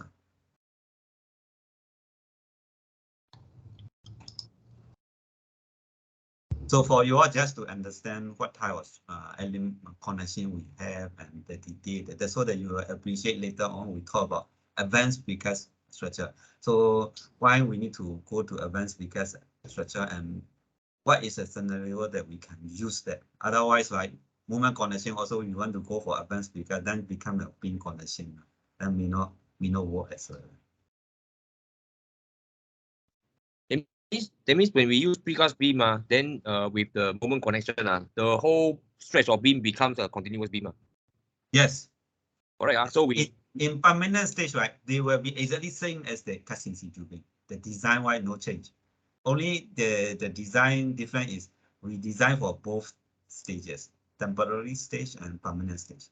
But it's during the permanent, after casting ready permanent stage, right? The design or the behavior will be exactly same as a cast in situ. Meaning is they are continuous. So okay, this type of connection, right, is a continuous. So the calculations applies regardless of whether it's precast or cast in situ. That means when we design the beam, it's continuous. Then we apply this joint. Whatever the contractor wants to do, like let's say we design the beam to be precast, the calculations is still valid. How to say that? Slightly. Slightly different, no, you're not wrong. Slightly different means is like for example, you see this beam, right? Normally our reinforcement, especially the positive bending moment. So your reinforcement normally is cover is your normal reinforcement is slightly below. Slightly below. So that is you can see here. I think I this is first. So this is normal reinforcement for the cast in situ. So if you learn about the concrete design, right, the bending moment comes from the effective depth. So effective depth is come all the way to the reinforcement center. That is your effective depth. So this effective depth is proportionally related to your bending moment capacity. Correct. Okay. So now you put the reinforcement is a continuity reinforcement is at the top, right? So in that case, your D will be reduced because it's slightly above. So this D is reduced. So the moment capacity compared to the cast in situ, right? Slightly less, but it's not a lot, slightly less. So normally, what happened is we design as a cast in situ. Then contractor on board, we change to this detail, right? So let's say I have 2 reinforcement here. If we change to this detail, maybe we need to provide slightly more than these 2 reinforcement in the on-site placement. On-site, that means there will be additional reinforcement. Okay. Because we need to have slightly more area required because the D is lesser. So once the D is lesser, right, you need a higher, bigger reinforcement, slightly bigger reinforcement. Thank you. So, but it's nowadays, right? In the past, because designer, I am also a designer. So like we like cast in situ, okay, because we can detail as how we want to detail it, because it's a flexibility for us. We can detail as we want. But it's a precast we cannot, right? And then a bit weaker, so we don't like. So we were designed as a cast in situ. Then contractor will counter propose. That is in the past, but it's nowadays cannot, because it's we need to comply with the buildability score. So the consultant need to comply with the buildability score, right? We got to, before we design, right, we got to key in the spreadsheet that Andy Chilang will share with you, right?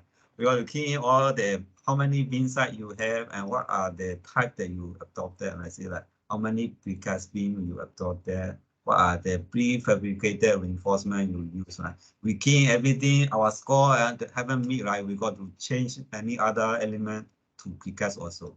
So once we change already, we also want the precast. Otherwise, we will be lying to the authority, right? We will be liable. So yeah, so nowadays the designer themselves also want to have the precast. So their design will come with the precast first. So there's no need to worry about the differences. But last time is yes. Last time I did 10 years ago.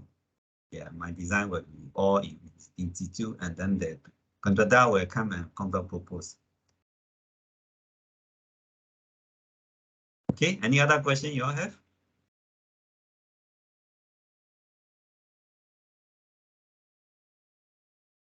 Okay, so that is for beam and column and shear wall. Shear wall is another type. So shear wall, you have a particle connection. Okay, so you have a shear wall like that, right? This is floor, this is floor. Then you, because it's too big, too long, let's say, too long, then you particularly you may have a joint. Particularly you may have a joint. So in that joint, right, so they use this is called shear key detail. So I think those prefabricated they don't like. So this one need a special formwork, and also this because of this protruding U-shaped reinforcement, right? It affect their formwork. Formwork will be protrude the punch through it, so there will be a hole. So normally this one also one of the complaint. So later on we will see how we can address this kind of detail with the improve. So horizontal connection is normally connection at the, sorry?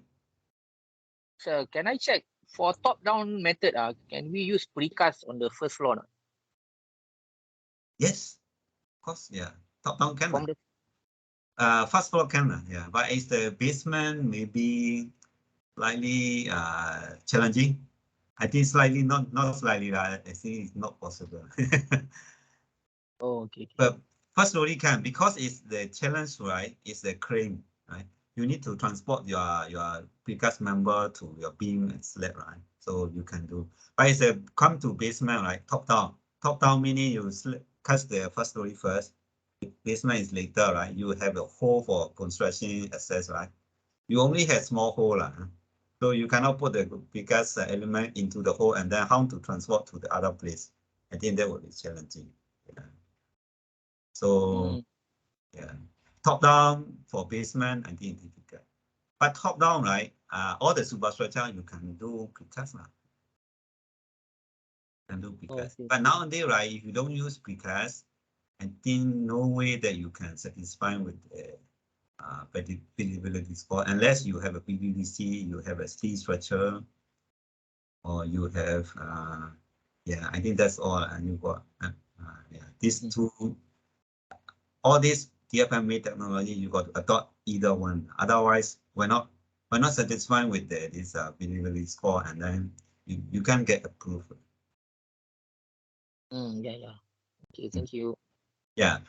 So it's a shear wall, right? Another connection is horizontal, right? Your shear wall, you cast floor by floor, right? So at the horizontally, there will be a connection in between the shear wall. So this one, just I mentioned earlier, normally there will be a corrugated pipe.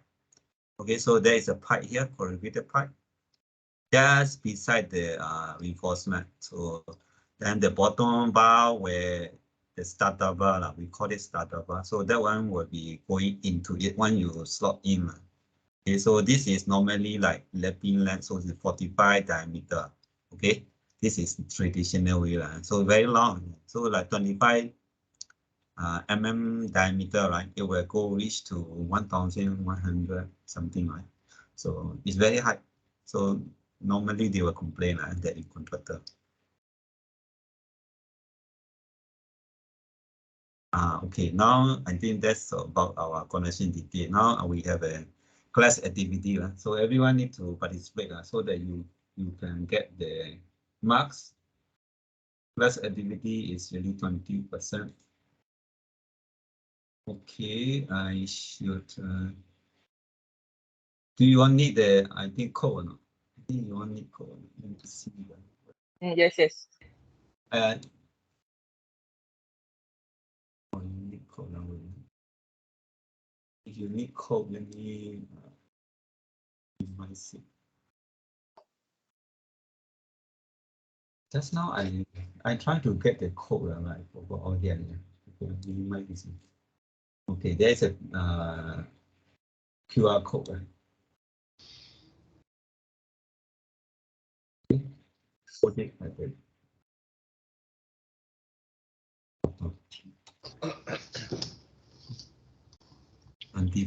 25 of you. So now how many of you are here?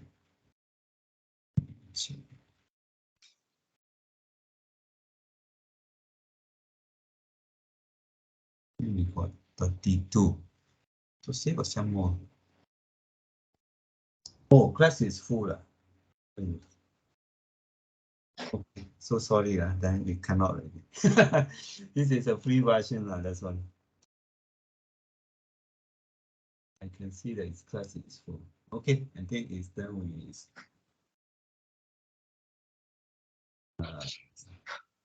I got no choice. I give you all the full marks already. The class code, sorry. Yes, that's full, so no choice. Everyone got. So what is the class code? Oh, class code you can see here, 1, 2, 3, 4, 4. But the class is full already, so you cannot join. Cannot join then max 1025. Yeah, I can see that, yeah. Okay, no choice, So if you can see here, the answer is A. So all is full mark. Thank you. Yeah, no choice. This is my fault already. Because I'm using this what called the free version. Okay, never mind. I just save it. Yeah, I will give you all the full marks, no problem. Thank you, sir. Yeah. So, but it's you're trying to participate, so that anyway, this is also somehow linked to the test question later on. So it's just to give you all the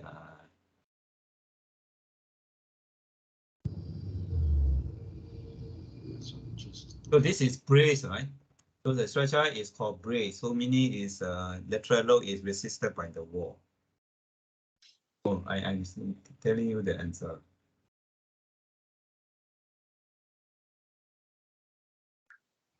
Okay, how many are you already? 25 already. Only 2.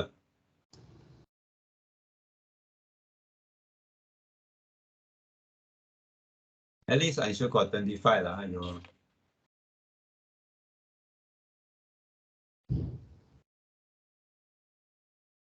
Next lecture, I should find another app already. This app, I didn't know that there's a 25 limit.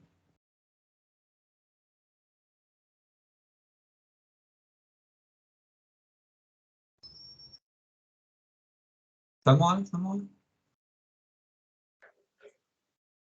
Only 17. Now I told you all get the full mark, then become no one want to participate already.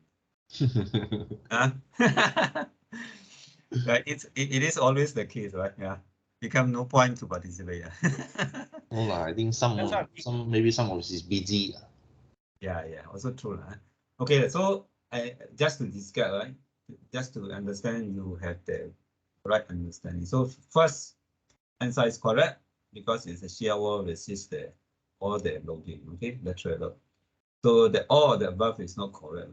So the second one, B, right? B is for embrace wall, embrace frame.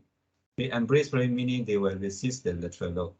So that is for B. C is external cladding. External cladding definitely they resist the lateral load, but it's localized. After they take the lateral load, then they transfer to the main structure. So that is not part of the main structural system.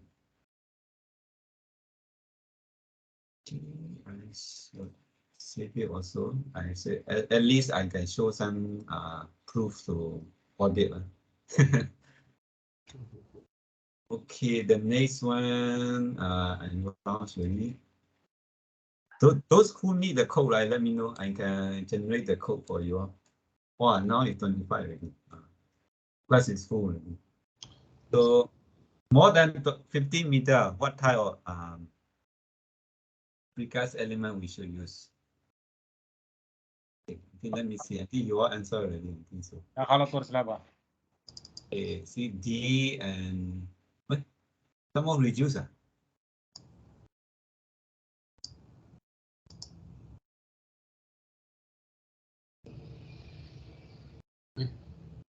The class is full, answer is only 11. Those inside one must answer already. Oh, one answer already cannot change already. Is it? Yes. Oh, I think the hollow B is not correct. Yeah, see. A lot of people answer B. So pre-stress precast plan, right? The one only up to like 7 to 8 meter. Because very thin. Pre-stress plan, right? That is solid plan. So normally we will limit up to 110, 110, and then topping is 90 mm. So together is 200. So that one cannot span all the way to 15 meter. Hollow core slab also, it need to be less than 15 meter. So DfMA slab is the correct answer. Okay, DfMA slab is the correct answer. And anyone want to ask question if not clear? Hollow core slab 15 meter is the maximum. Normally, right, we don't go up to 15 meter because it's the load depends on the loading. Normally, hollow core slab we use it up to 9 meter, 10 meter. That's all. Yeah. Then after that, single T or double T. So the answer is double T slab. Yes. Answer is double T slab. So I close the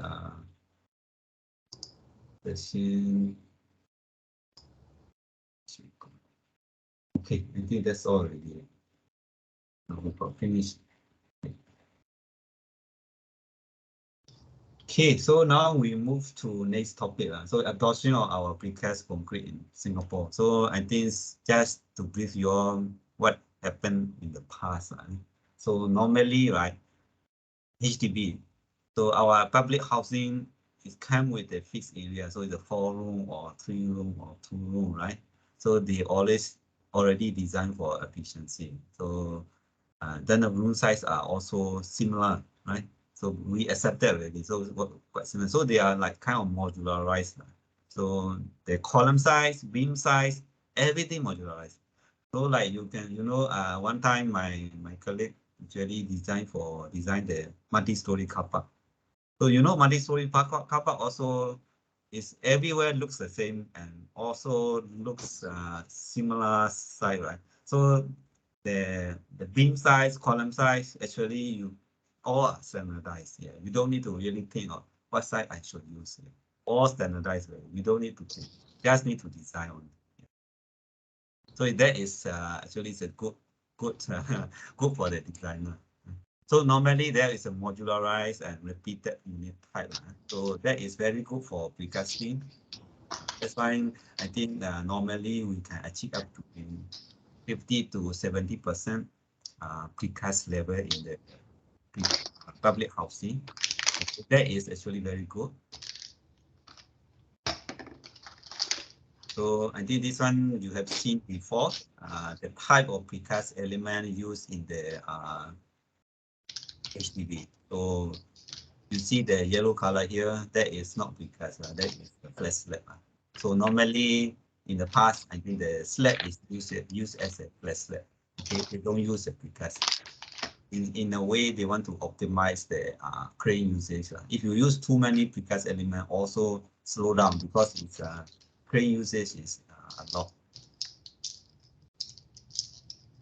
So if you look at the private, right? Private, their one is not really like regular like HDB. So their precast level actually range from 10% to 35%. So some of them like we got PCA got some record, and so like normally they have a scheme 1 or scheme 2. So scheme 1 is particle element of precast, but cast into slab. So like flat slab. But scheme 2 is particle element cast in situ and then slab precast also. But I think the scheme 2 will be lesser common. If you ask me, right, particle element is cast in situ. In that case, no point to have the precast slab because precast slab is easier in faster construction because you have the precast beam. Okay, precast beam already give you a support straight away. Once they launch the precast beam, there is a support, then you can launch the precast slab. If you wait for the precast beam and column to get the strength, right, then no point to have the slab to have the precast slab. Depends. So if you look at the scheme 1, I think these are some of the example extracted from the submission to ECA. So scheme 1 is particle element precast. So the red color is all precast. Even red color is precast. You can see there's some blue color here. So all these wall they use as a cast in situ. Okay, so like core wall they use cast in situ because they want to have a higher strength. Okay, so if core wall is a precast, right, your strength will be a bit lower because of the connection. Then cast in situ is a slab. So slab can use as a table form or this flat slab. And scheme 2, right? They use a precast slab. So all the green color here is a precast slab. So this one is a precast slab here. But they also have the support. You see the propping. Propping they use the table form. So this like just now I showed the connection, right? They have only 50 mm gap overlap, so they need to have a prop. Right? Then they use a PBU, then precast staircase fly, right? Then precast beam. Then the rest all element, particle element are cast in situ. This kind of development also have. So that is in the past. So when we embark on the DfMA, right, starting from 2015, BCA trying to adopt, promote DfMA and trying to promote the productivity, right? I think we got to look at based on the DfMA principle and how we can actually improve our precast construction. How do we make it better and improve the productivity? So one, I think we got list down a few, like may not be all, but it's a 5 point I list down here. Minimize the number of components. So means last time we used the precast panel, we use 1 meter width. We can now use bigger width, 2.4 meter at least. So that one is a larger panel so that you can cut down the number of lifting. Then you can optimize the crane usage. Or otherwise, they also can have the integrated components, so like wall and beam together, or some kind of staircase and wall together. So that kind of arrangement is also possible. So that is an integrated element. So another thing is designed for ease of prefabrication. So that is for the production part. So we need to cut down unnecessary protruding reinforcement. So we need to find a way to minimize it. Okay, that is our improvement. Okay, so those improvements are recognized in the advanced precast concrete system. Okay, so you adopt all these feature to minimize it, then you will be recognized as a EPCS. Tolerance is one thing, okay, and then the design for ease of assembly is also the same, simplifying the jointing, right? So normally some jointing, like just now you see the concrete U share, right? They, even though you see depends on the detail, looks like it's feasible, but it depends on the design. Some will be very congested. So some of the beam that I worked on last time, I think we only have a 100 space. We can have a 2 reinforcement, something like that. So very congested. I think Cantada always cry for that. So I think we need to avoid all these. So another thing is a temporary work. So temporary work is a propping. So just now we mentioned, got 15 mm overlap, so you need to prop it anyway. That case, right? So we need to try to find a way to do without propping. So that is also recognized in the APCS. Okay, no need to recall it. I think you all know. So what is APCS system? This is important. So this is all about our course. And so the previously I talked about is all giving you information, basic information to leading to this APCS. So that you can appreciate more. So APCS is a construction method, right? We need to adopt precast slab. So must adopt precast slab. So just now you see the private residential slab, right? Flat, right? They have a 2 skin. One don't have a precast slab, one have the precast slab, right? But using this system, you must have the precast slab. Then you must adopt 4 features from the below. Okay, so this 4 feature, right, is each feature must have a 65% and above. Okay, so these features later I will describe, but these features are under 3S principle. So this 3S principle is not the 4 feature. So this principle are just the principle to derive all these 4 features. So 3S principle is standardization. So we want to have a repetition of grid, size of elements, size of components, connection detail. So all this one will be standardized and repeating. Then simplicity. So we want to have the connection system, simple connection. So it's in a way, it's a pin connection. And then another one is an integrated element. So to cut down the number of lifting element component, right? So combine together. So under these 3 principles, right? These 3 principles is also important. Under these 3 principles, we have the feature. Okay, so now it's come with the feature, right? We have 6 features, but at least 4 features you must meet, and then you can call it as a APCS. So if for APCS, you must have the precast slab plus the 4 feature. 4 out of 6. So we have 6. So we will go one by one. So first one is integrated. So integrated meaning you can have a precast facade, 2 bay. Okay, so single is like 1 bay by 1 bay, like 1 room, one precast facade, right? So you can go 2 bay, and then you can combine with the wall some more. So in that case, it's called as an integrated. And you can have this kind of PBU. It's also integrated, or you can have a double tier column. Okay, the multi-tier column. That is also called as an integrated. So if you adopt all this, you meet one feature. Then another feature is mechanical connection for precast column and wall. So mechanical connection is like all these crowded sleeve connection. These are mechanical connection. Okay, so this is one feature. Normally, this is all the precast construction they will use this. So this one are automatically qualified one. Yeah, normally. Then the third one is the mechanical connection for precast beam. So mechanical meanings is they have this kind of shear key.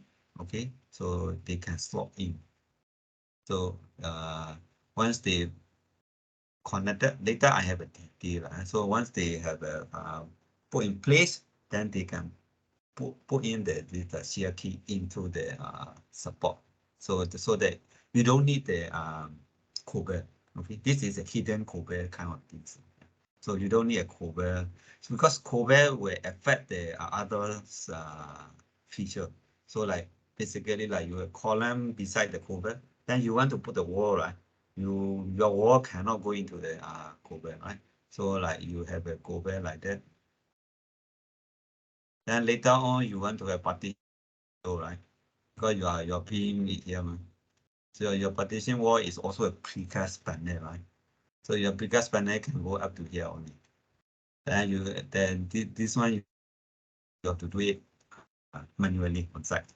So the COVID have some implication as well. So the mechanical connection can be a grouted sleeve or this lotus roof. Lotus roof I haven't shown here, but later on I have a photo. I think I should have shown it. So another one is a mechanical connection for precast wall. So particle connection just now you all see, right? Wall particle connection. So that one just now you see is a shear key detail, right? The shear key detail is come out like that. And there is a reinforcement U bar coming out on the other side also. So this kind of detail actually is not manufacturer friendly. So they can replace with the flexible loop. So the flexible loop is like the cable coming up. Okay, this cable cuts together with the precast wall, and they lap together, and then there will be a reinforcement slot in together. So in between. Okay, so that will make it lock. They cannot move. So that kind of detail, if they adopt, that will be one of the feature. Okay, so now it's four feature already. We still got 2 more to go. So another one is a staircase. Okay, so other precast component other than beam and slab, right? So this one staircase also can have the mechanical connection. Okay, so they can have the hidden cover also. They can have a hole in the wall and then they can pull it in. That will serve as a cover as well. Otherwise, right, you need a cover to support. Now, in the past, right, staircase connection to the wall is always a cast in situ. Staircase itself is precast, right? Connection to the wall is cast in situ. As now with the APCS, we want to cut down the wet casting. So no more casting in situ, all need to use the mechanical connection. Then last is Sorry, because sir. yes. The staircase is acting is a storage shelter. The one also can be precast. Okay. Yeah. Can be, but it's there are other requirements. So yeah, the storage shelter and then the household shelter. We got another department looking after this.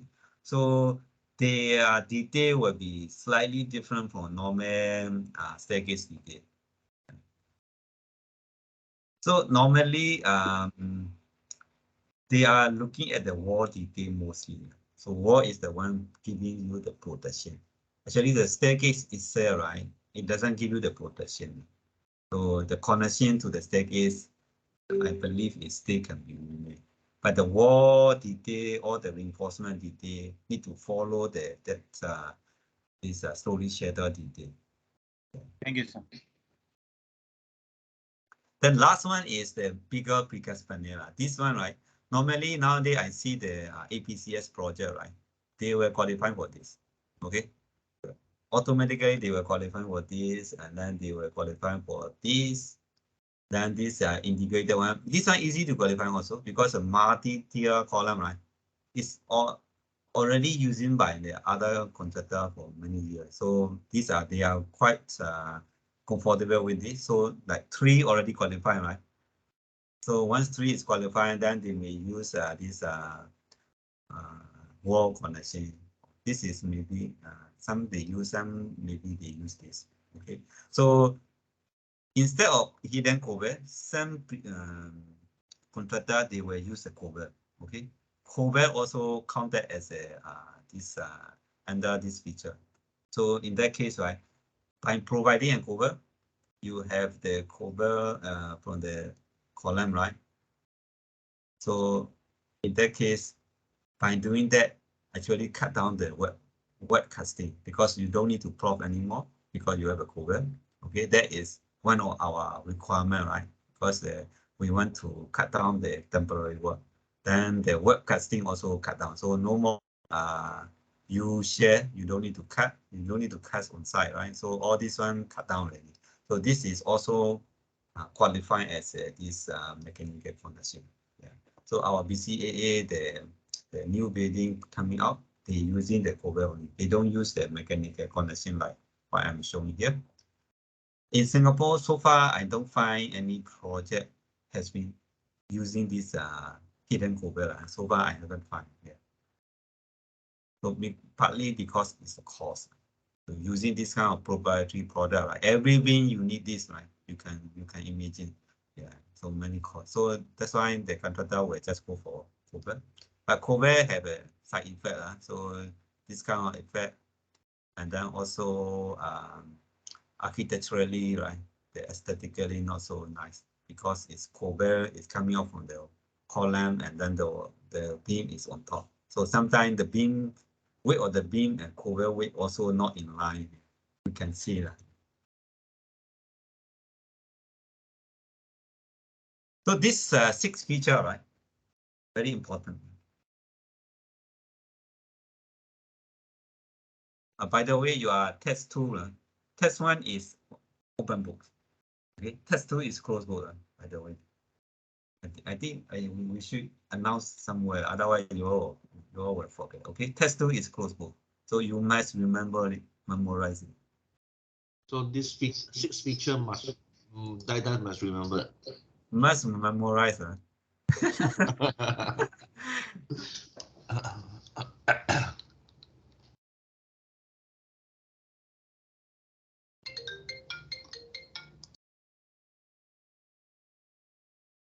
Okay, so I finished the 6 feature already. So another thing is why we use APCS. So these are the benefit. So ease of site assembly, right? Using that one mechanical connection, we force you to use to qualify for the points. Because you qualify for this, right? You got points for the video school. So yeah, ease of assembly. Then improve productivity. Actually, it's the other way is you use so many people use all this mechanical connection, the cost will come down, okay? Because it's mass production. If you don't use, cost is very high. So everybody will use them, the cost will go down and later will be normal. Right? So improve productivity, definitely the faster construction and improve quality. That one is for the use of automation because we also want to push for ease of manufacturing. So adoption of the ICPH, the adoption of the automation, right? So they do it in the factory, the quality definitely is better. So this is why we use APCS. So things to consider during using APCS, right? What are the things we need to consider? So design to handle stress. This is actually not only just APCS. Others, you use normal precast. Also, you need to design for handle stress. So during transportation or during erection, you got to consider, and also permanent, whether there is any leakage. All this one all need to consider. Then self-supported. So this is new. So normal precast, we allow designer to decide whether it can be prop or without prop. Right? But with APCS, no prop. So all need to design for self-supported. Then early contractor involvement, that is, yeah, because designer, we not very familiar with the manufacturing, how they manufacture, we also don't know. What are the limitations they have, I don't know. But as a contractor, come to contractor, how they install, I also don't know. So my design cannot be efficient, right? So we need to get contractor to come on board and then advise us what are the things that they want, and then we can design for them. Okay, so that actually it will at the end actually can be easy to manufacture and easy to assemble. That is for APCS. Fabrication. So this fabrication, right, is taught about transportation. So you need to design for something that you cannot design so big. I mean, you integrated element, you have designed many column and beam together one frame, but it's later cannot transport, right? So it depends on the transportation. You also need to consider the transportation limitation. Singapore, right? You 3.4 meter width, you need to get the escort, so the cost will go up, right? More than 4.5 meter height, and you cannot pass through the pedestrian bridge. So all these kind of things you need to consider.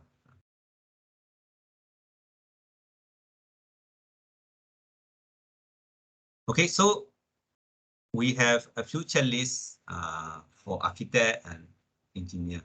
So for architects, right, they when they design it, they should consider whether the main column grid line can be standardized. So the grid line spacing, okay, 6 meter, 8 meter spacing throughout the building. Okay, then it's very nice. Engineer, easy for engineer as well. Because it's once standardized, right? The loading for the column are all equally spaced out. Right? The loading is same. Then column size will be same. Then the beam all can be same size also. Easy for everyone. Then the repetition is there. Then modular arrangement. Definitely they can all be same, right? So in that case, cannot be same, then we need to modularize. Modularize means slightly different, but it's the same. We can use the same mold, right? The precast mold can be same, but we just need to adjust the dimension. So that kind of thing is modularized.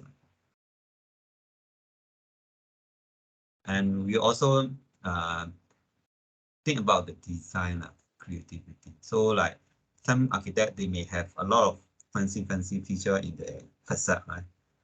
You want them to produce in one go, it is difficult, right? So architect may consider it as a base, they can have a very simple one. Then add-on feature, they can have another additional element to add on, connect to it. Then they can create whatever they want to achieve. Right? So that is another checklist they should consider. So repetition in component profile. This one I think is architect may not actually by right is structural engineer. So the component profile is actually decided by structural engineer. But it also depends on architect. So for precast to be more economical, they need to have a reputation. So that we can have more economic cost saving there. And another thing is shape, color, all this one should be incorporated into the precast, so that you don't need to think of other things to install on site. So all sufficient standardization. And another thing is this one, the curve. So all these curve, right? They may have some fancy curve, right? At least they need to have a repetitive, so the curve come in, but even though they have a different shape, right? They use the same radius, so that actually the manufacturing, right, can use the same mold at least. So that kind of improvement, architect need to consider, because architect design is very important because they are the one first design it, then structural engineer follow, right? Once they decide that, we cannot change. Yeah. So their design is not efficient, right? Then at the end also our cost saving, time saving may not be significant. I've got 6 checklists. engineer got 7 checklists. Okay, so engineer one is important. So engineer, so we got to think of, can the stability be cater for the selected particle element? So meaning is what? Stability is cater for those shear wall, and core wall, lift core wall. So the others can be designed as all pin connection, pin jointed structure, right? So that we can use all the simple connection. So that is one of the checklists. Okay. So another thing is minimize the number of floor components by employing longer spanning design. Okay, so for this part, I hard to explain by word. So I have some animation later on this slide. Okay, so this one I explain later. So simple connection design. So right, so the first point, this one, first point and third point are linked together. So we need to use a simple connection design. So meaning this is pin connection. So so that they only design for axial force without bending moment. So it's pin connection. So they will use a column shoe. Okay, so just the bolted connection, no need to ground or anything. So that is one feature consideration. You can, so that this one is engineer. Yeah. So our engineer, right, we can design as a fixed base or fixed column base, pin base, as long as we have a CR1, can do that. So another thing is repetition in component type. So this one is use of same type of element again, so that it's more economical. Then the size. Okay, so this one definitely, I think when you do the visibility score, right, in the session 1 or session 2, you know that we got limit only 3 sides of beam cover up to 80%, then you get the 1 score. So all the beam, right, 80% is only represent 3 sides only. Okay, you can use 3 sides for the 80%. The rest can be others. So it can be like that. So you got to use the same size, same shape and same size, so that more cost saving. This one is improv, right? We want to have improv. So APCS, we don't want prof construction, but somehow some cases maybe no choice. Today I also visited PCA construction site, so contractor also complain. So because it's a PVC installation on top, so below got the beam precast beam to support the PVC on top. So this precast beam is cantilever beam. So in the case of cantilever beam, right, you got no choice. You got to prop it. So in the case of cantilever beam, right, you have a cover here, but they don't have a two-side support, two-end support. So it's not stable. So you have a loading, right? It will fall down, right? It will fall down. So you got to prop from below. So cantilever beam, definitely you got to prop. But if you have a two-side support, I think you cannot do the propping for APCS. If you prop it, then not qualifying for APCS. But realistically, besides cobble, is there a substitution for propping the cantilever beam? Cobble is just the support. Cantilever beam, right? You need to prop it at the end. Yeah. Beside the cobble. But it's a cobble is one of the option for support. You can use other option like the hidden cobble. I think that is also cobble. They can support. So cantilever meaning is it's a negative bending moment. Okay, so meaning it's a top bar need to be continuous. So later you got to cast together with the casting situ later. That is one thing that you need to consider for the this cantilever beam. Normal internet beam, right? You can design as a simply supported. So in that case, you don't need to go put the reinforcement across the column. anchor into the column or across the column. So cantilevering, definitely you got to anchor into the column or span all the way back to the another span. Okay, did I answer your question? Or you ask this differently? Okay, yes, thanks. Thank you. So the last checklist, last consideration that we need to take is easy fixing, okay, during the manufacturing and assembly. So that is the part that we got to think before we put into the design. So such a way that you can use a flexible loop just now. So that one is easy fixing during the installation as well, because it's a flexible loop is very flexible, so that you can actually easy to install. Then in manufacturing also easy to do. Shear compared to the shear key. About the flexible loop, the Lotus, will there at some point of time you will actually show us some examples of what those jointings are? Lotus loop, yeah. Lotus loop, Lotus root system, right? I will have a photo later on. So these 7 checklists are very important. This you all know. Must memorize 7 checklists. My tutorial also have. So in my tutorial, there is a part B, right? Part B got 3 questions. You can download the tutorial in the Microsoft Teams. There is a tutorial. So that tutorial got 3 questions there. So you can practice these 3 questions as well. It will help you to prepare for some, at least some question for test 2 or so. Will not be 100%.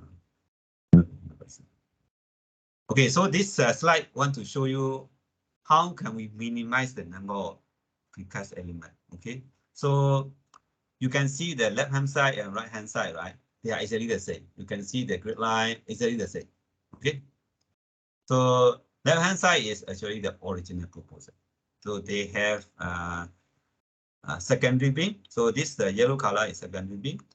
Then in between they will have a precast plant.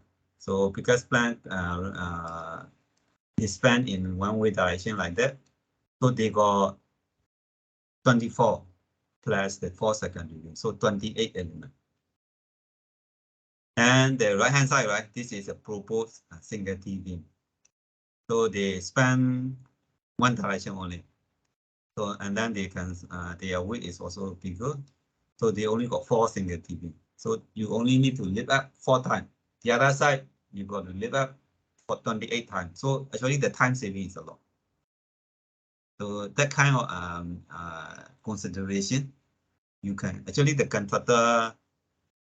This is called contractor counter proposal. You know, our engineer, right? We don't know, right? We just design, easy for us, and just design normally. So this is we come out 28 component. Where contractor come out and propose for 4 element only. Yeah. So they got saving, right? They got time saving and they got material saving also.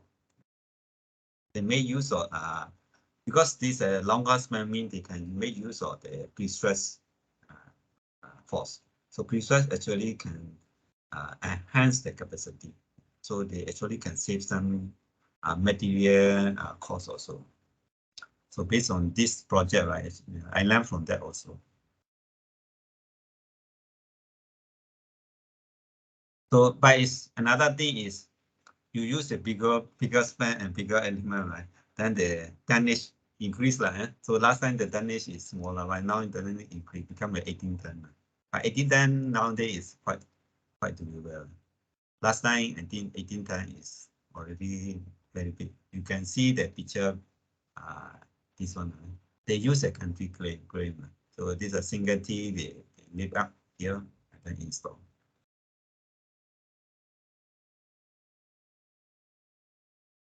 Okay, so I think today I may not be able to finish all, but we will continue next week. So the steel structure not much content compared to precast.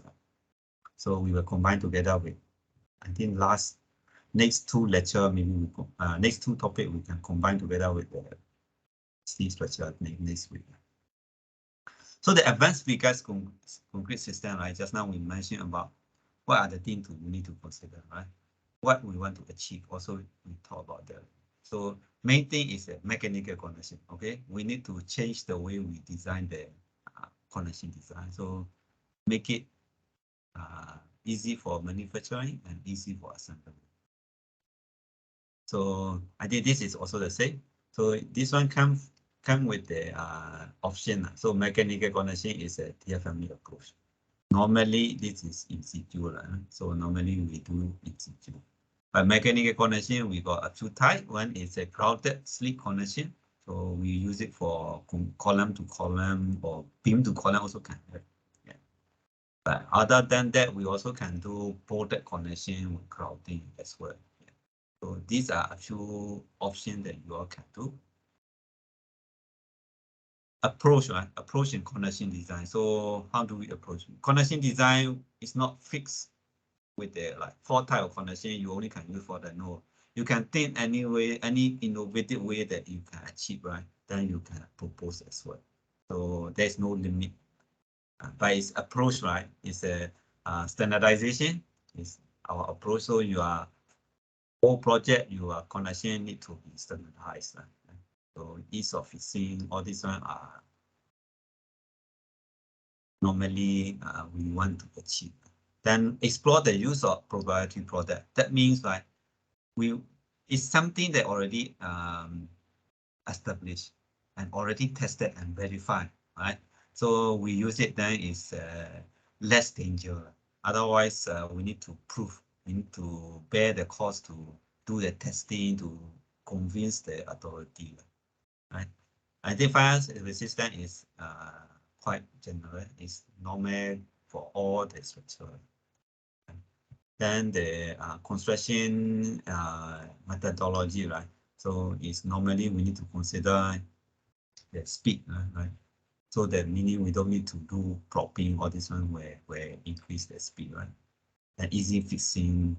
So like the hidden cover definitely easy fixing. Once you come in, then you slot in, then easy to fix. Then wet connection. Wet connection slow down your construction progress, right? So that's why in APCS, we want to cut down all the wet connection. No more wet connection so that you can qualify for APCS. I got some example. So crowded slip, right? Column to column is crowded slip. So we got 3 types of crowded slip. Okay. So I think this is in one of the tutorial question. Okay, so first one is a long corrugated crowded slip. So that is used long ago. 10 years ago, I do precast design. Also, I use this. So that one were required to have a longer lapping length. So 45 diameter or the reinforcement. The diameter is a reinforcement diameter. So that one rely on the lapping length. Okay, so that need a longer lapping length. So when you install it, a bit harder to install because the startup bar is so high. So another one is a spiral connector. So this spiral connector is HTB patented design. Okay, so they use a spiral connector. They using concrete confinement to hold the 2 reinforcement together. So they have 2 reinforcement coming together. So from there, based on the confinement, then the strength will be higher. Okay, this is a bit shorter than the first one. Okay, best one is the third one. Okay, so best one is there's a short steel casing slip or slip connector. So this one rely on the casing strength. Okay, rather than the concrete confinement, they use a casing. Okay, so casing make it shorter, stronger. So I think you can see it on this slide. So this slip connector, right, have a 2 type. One is both side. Okay, so your reinforcement go into the connector from top and bottom, and then you grout. Okay, grout from here, then come out from here. So grout from here to go in and then grout. So both sides. This is a bit longer. Okay, so another type, I think that this is not to scale. So another type is one side is connected with the threaded connection. And so this is like the coupler, right? You all know coupler, right? So rebar coupler, this is like coupler. Then one side is grounded connection. So this is shorter some more. So normally this is the best because it's installation wise easier. Your reinforcement only one side. So this 3 type of sleeve connector is also important. May I know what is the adoption rate for this kind of sleeve connector locally, especially for HDB project? Okay, HDB project, right? Normally most of them go for this. Okay, this is spiral connector, so cheaper because this then doesn't rely on the steel casing. Okay, so it depends. But it's nowadays they also go for this. Yeah. So I don't have the specific figure like what is the adoption rate. I don't have the figure, but I can find out from my colleagues, see whether they got or not. Okay, okay. Thank you. This one grouted sleeve is short steel casing sleeve or what? Sorry?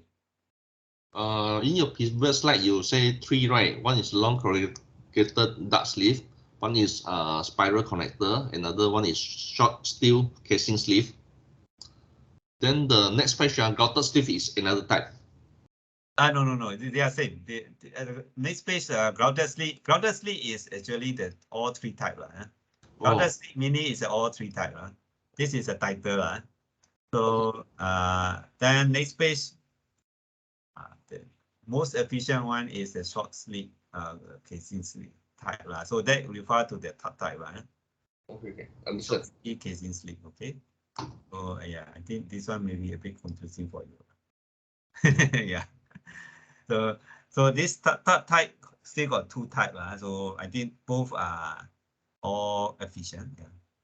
This second one become most efficient because only half of they save some material cost. This is longer, so meaning the steel casing become longer, so it's more expensive compared to the right hand side. Right hand side is cheaper because one side is already using the shorter threaded length.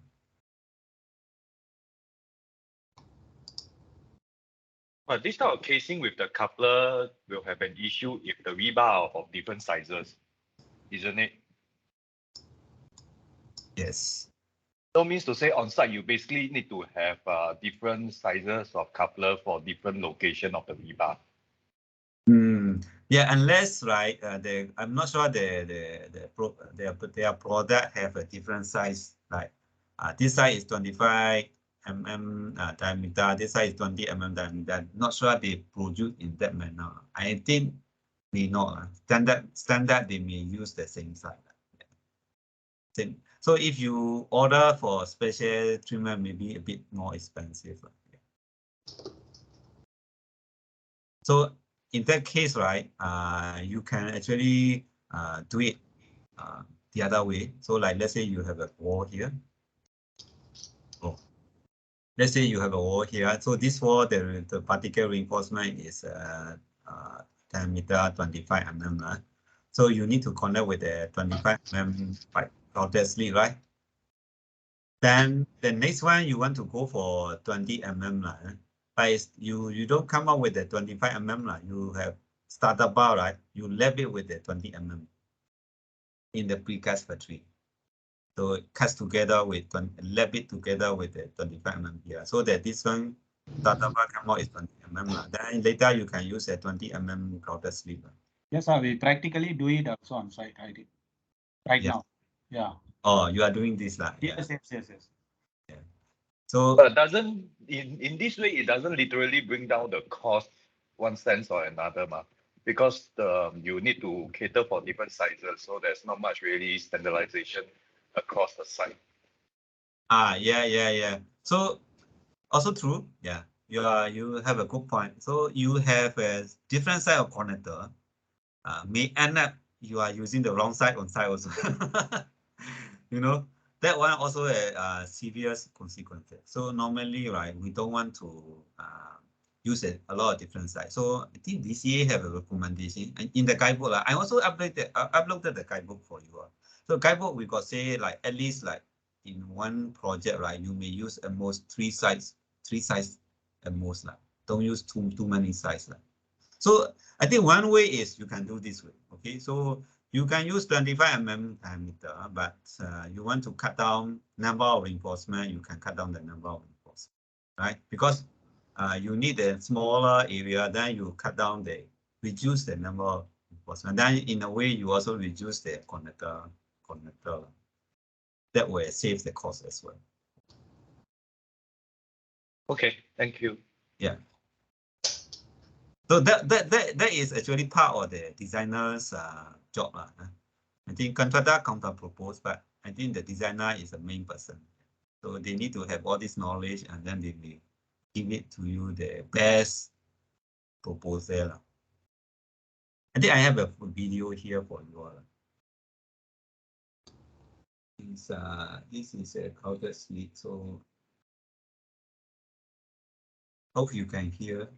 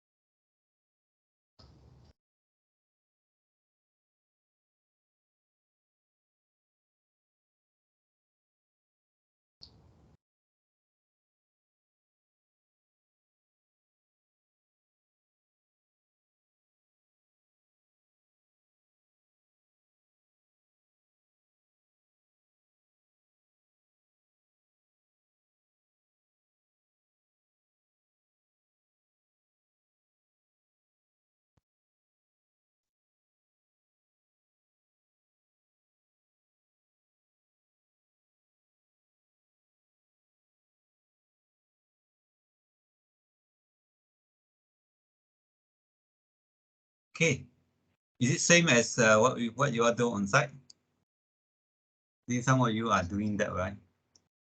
Yes, yes, correct. Correct, right? Okay. So another one is a column shoe. So I think this one is applicable to those connecting the foundation, not column to column connection. So for the foundation connection, that's why just now say we want to design as a pin connection so that we can use this type of column shoe. The column shoe is normally at the four corner. Yeah, so they will have the steel plate, and then there will be some, yeah, there will be some reinforcement to anchor in. Then the bolt is anchored into the foundation. So you can see this equal foundation type. Let me see.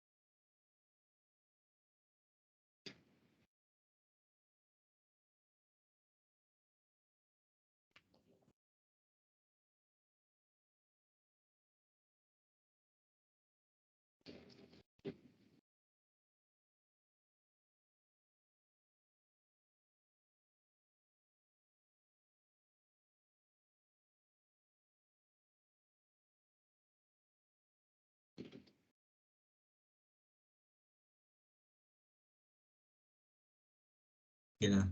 So just to qualify, right? We show some video to give you a better understanding, but we are not endorsing any product. So we show this brand, but it doesn't mean that we endorse this brand. So just to give you some idea about the product. So there are many other brands available. So if you are interested, you can explore. Okay, so the YouTube link is also provided on top. So you all want to watch later, can watch actually from there. Okay, so another thing, right, is I talk about hidden cover, right? So instead of using the cover, so which will be a bit affecting the architectural or any other function. So you can use this type of two type actually. This first type is Pico and the other type is BSF, right? Yeah, this is BSF. So they have two type of hidden connection. So far, I can see, right? So maybe they may have other brand as well. So based on that, actually, after you install, right, you can actually push in, then it become a metal plate. It is a steel plate. It's really loaded, transfer loaded to the column. There is a reset into the column. So that it will be, the function is exactly same as the cover. Okay, just that is a hidden, right? So you don't affect anything. So just need to cloud it back, so to prevent corrosion inside. Right? Same for this side also. So this is a smaller cover. So this one got a metal plate to slot in. This one no need to push inside, but the right hand side one need to push inside. I think I got a video on this right hand side one, so that how they push inside. So can see that also.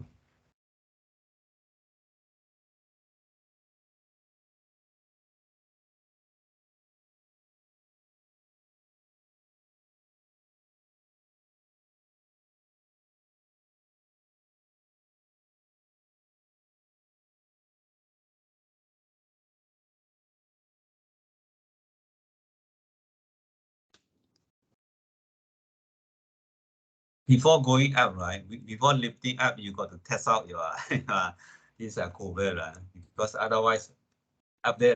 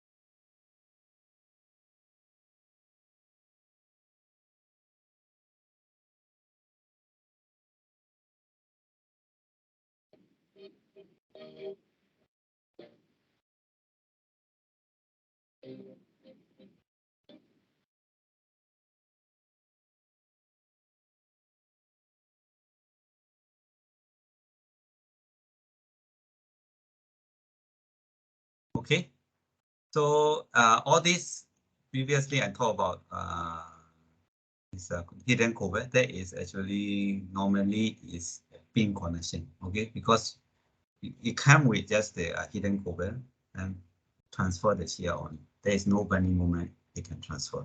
There's no top bar that we can install later. Maybe they can combine. It depends on the designer. It's how they make use of it. So if the beam is very deep, so maybe you can have a cover below just to have a temporary transfer. Then on top can have the reinforcement to cast together. Then they transfer the bending moment. All this one can be discussed with the supplier and then can be designed.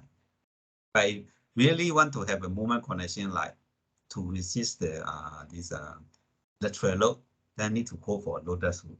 So in that case, right, they come together with the beam and column together. Okay, the joint is casted together. So you know the bending moment, right? I think those already learned this structural mechanics before. You will know. Let's say you have a column here, column here, column here. So your bending moment due to the particular load, right? The gravity load. Your bending moment will be shaped like that. So you know the maximum is at the connection. So mean there is a 0 point also. Call it inflection point. Okay? 0 point. So you can actually go up to the inflection point, then you connect. So in a way, it's very strong because the connection is not weak anymore. Because that one, right, you don't need it. In the bending moment, it's 0. Then you connect it at that point. So in that case, joint is not weak at all. So we can avoid this kind of U-shape work casting later on, put in the reinforcement and cast later together, right? That one actually slow down the connection, slow down the construction. Right? So this kind of thing actually can improve, and then some more stronger connection. So this is called lotus root. So lotus root meaning there's a hole. You can see the lotus root, right? The one that we eat. So there's a hole. So they also got a hole. So this column got a lot of hole. Yeah. Then they slot into the column. So that is called. That's why they call it lotus root. So the below there's a starter bar, right? It can go up to the top. So they put into the hole. So that is called lotus root. Same.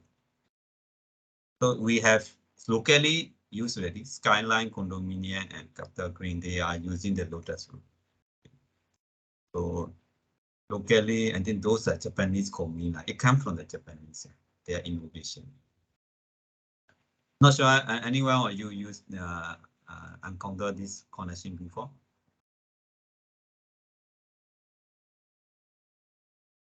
So this is also recognized as one of the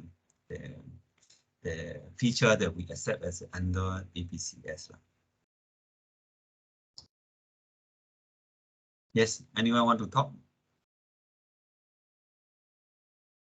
Okay, so now we go for, I think we can finish this topic. Precast design, some oversee usage. Right? So you can see here, right? Instead of providing recess, so that this kind of recess is later you have a precast beam and then you have a precast beam got reinforcement come together and cast together with the concrete. So that will be a wet casting. So overseas projects, as now you see the video, right? They have used this kind of hidden cover.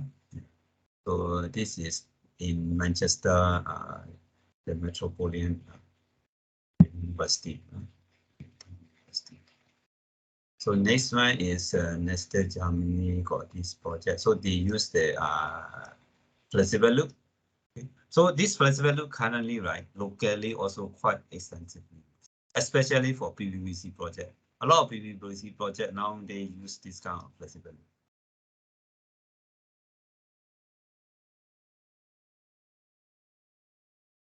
This one is Yishun Executive Condominium, right? They use just now the crowded by slip. Okay, so this is half crowded by slip. So meaning one side is a threaded, the other side called the crowded one. So instead of, because in the past, right, we will have a protruding reinforcement, then you slot into the corrugated pipe slip, right? That one a bit harder to assemble.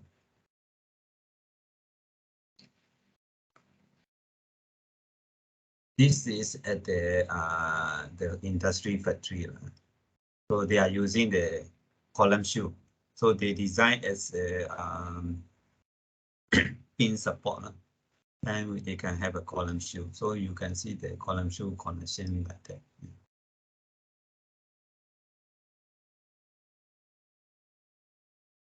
Okay, that is all the case study that we have. But another example that we have like PCS. Normally BCA, we always cite this example because BCA go for this study trip for this project. Okay, the Bella Sky in Denmark. It's actually a leaning tower. Okay, so they lean each other in the 10 degree or something like that, or 15 degree. Yeah. So they call it dancing couple. So this project use almost 100% precast concrete. So even though the building is inclined meaning like you have a bending moment without having the lateral load. They already have a bending moment due to the geometry. So here they got 7 days cycle time, quite fast in a way. And actually it's 100%, even though I would say there are some cast in situ portion are not really 100%.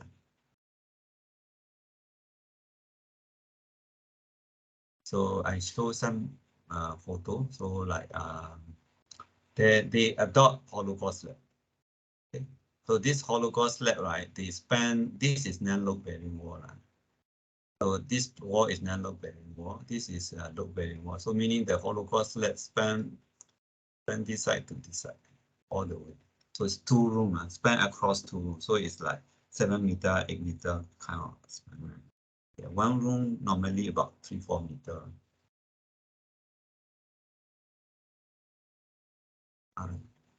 3.9 meters. So the span length is 8 meters. So that's the hollow core slab. The hollow core slab is also not very thick, 200 plus only.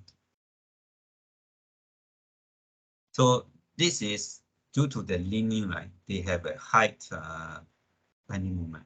So they need to have the continuity in between the 2 shear walls. So that's why they have adopted some cast in situ. So the blue color shown here is all cast in situ, even though they have a precast. So like you can see the yellow color is a precast. So half of it is precast. And the other half on top is cast in situ. So for them to put in the reinforcement across, so to allow for so that we can have the continuity there. So designer need to think about this kind of innovative design. This one easy to show. Yeah. So this blue color is actually the cast in situ. So that we can allow the reinforcement to go across. This is also cast in situ. So the reinforcement we can put across the 2 shear wall, so that we can have a higher lateral resistance.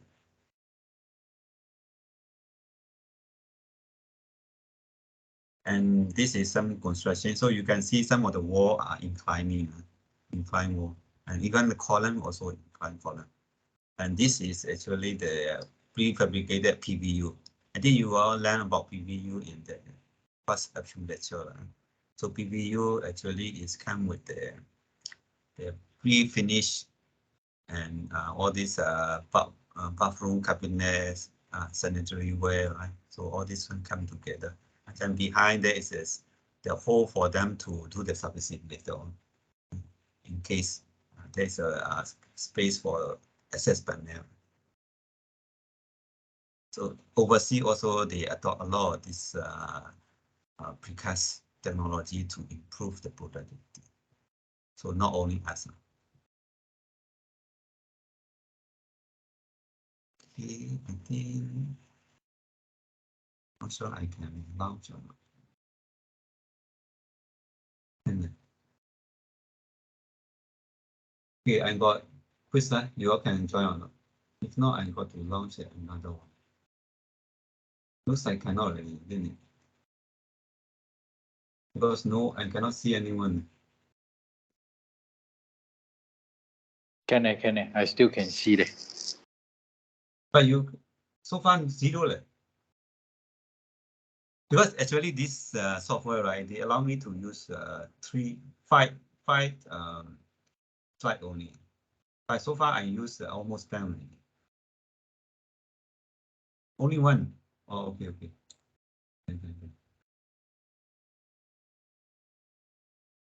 This MCQ is same as the T-Lines MCQ. So just repeat for you all to Memorize. Tonight also got this MCQ. Because we based on the same principle, 3S principle. Okay, some more.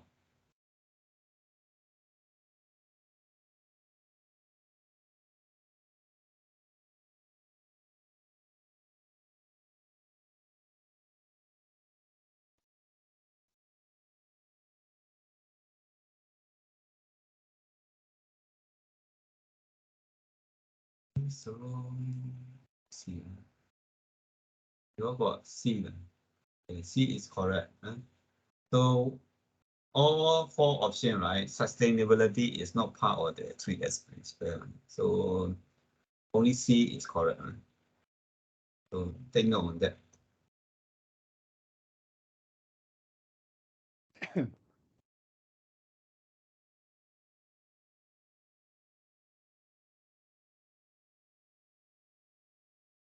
I cannot really. I got to move to another one.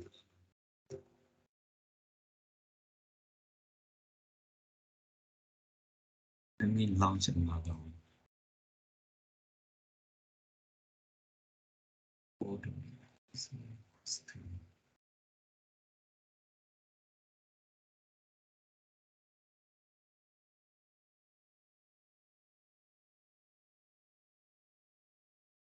Same code, so you all no need to log in. You just join. So in this case, right, we are designing the precast concrete structure, which is embrace, right? Embrace the spring. So the lateral loads are resisted by the bending resistance of the member and connection. So meaning connection need to be the movement connection. So recommend one or the connection type.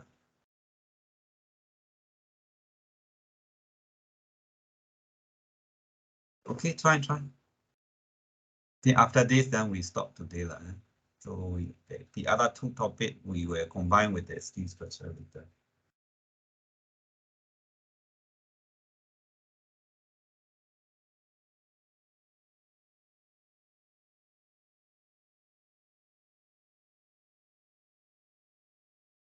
Some more. We go up to 25. Don't worry about your whether right or wrong. This is your participation. Only the common test, the right or wrong, that it does matter. But this one doesn't matter. You want to see your what is your understanding, because it's not fair for you, right? Just teach you and then I test you whether right or wrong. All right, you should do. You need to absorb it first. First time we hear some kind of like lotus root system. Yeah, lotus. So, but it's not many projects. Only the Japanese contractor they adopted. So you talk about Capital Green. I think that is a Japanese contractor. So they adopt that. I think another project they adopt is it's a GTC project. I forgot. Whether it's a GTC Launchpad or something like that. They adopt that one also. I think the one is Tiong Sen one. Is it? Yeah, I think so, if I'm not wrong. Yeah. I think so far I remember is this lotus root they adopt only for Japanese. So okay, so type C is correct. A 1% answer A. A is hidden cover, right? So hidden cover is pin connection. So pin connection is not suitable for the embrace frame. Embrace frame, not suitable.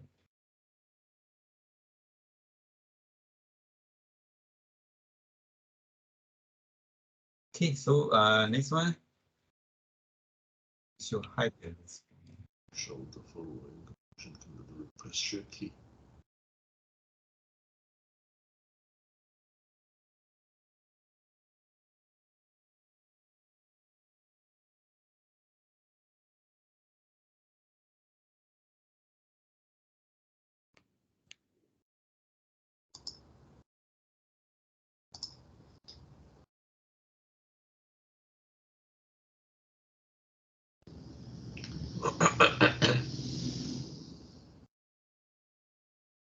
Come.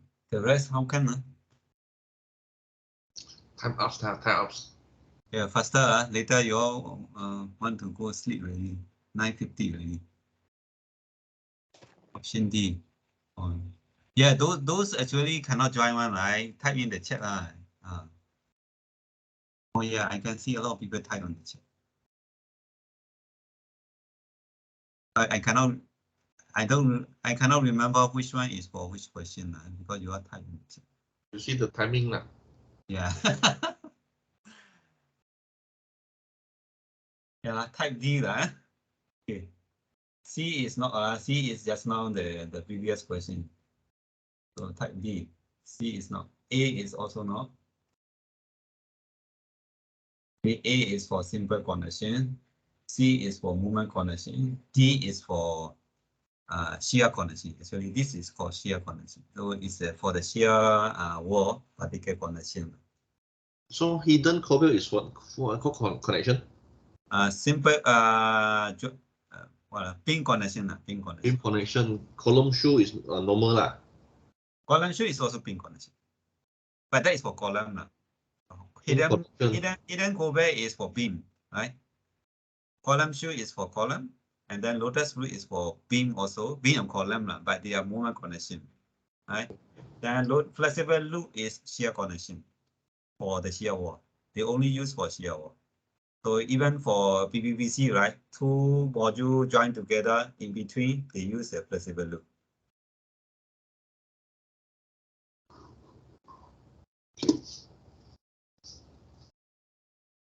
Okay, so almost second last and last already. You all quickly go and choose. Connection method. Yeah.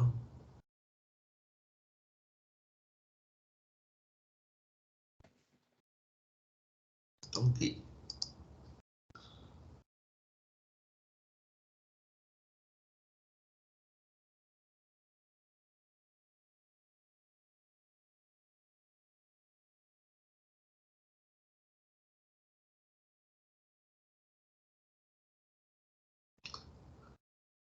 So test 2 like MCQ like this also. No. Test 2 is all as written type, essay type. Oh. So yeah. One question comes from APCS, one question comes from steel. Then When is the test 2? Test 2, it will be, let me see. This one. Hey, when is test 1? Hey, test 1 is more important for you all. Test 1 is 10th of June. Okay, thank you.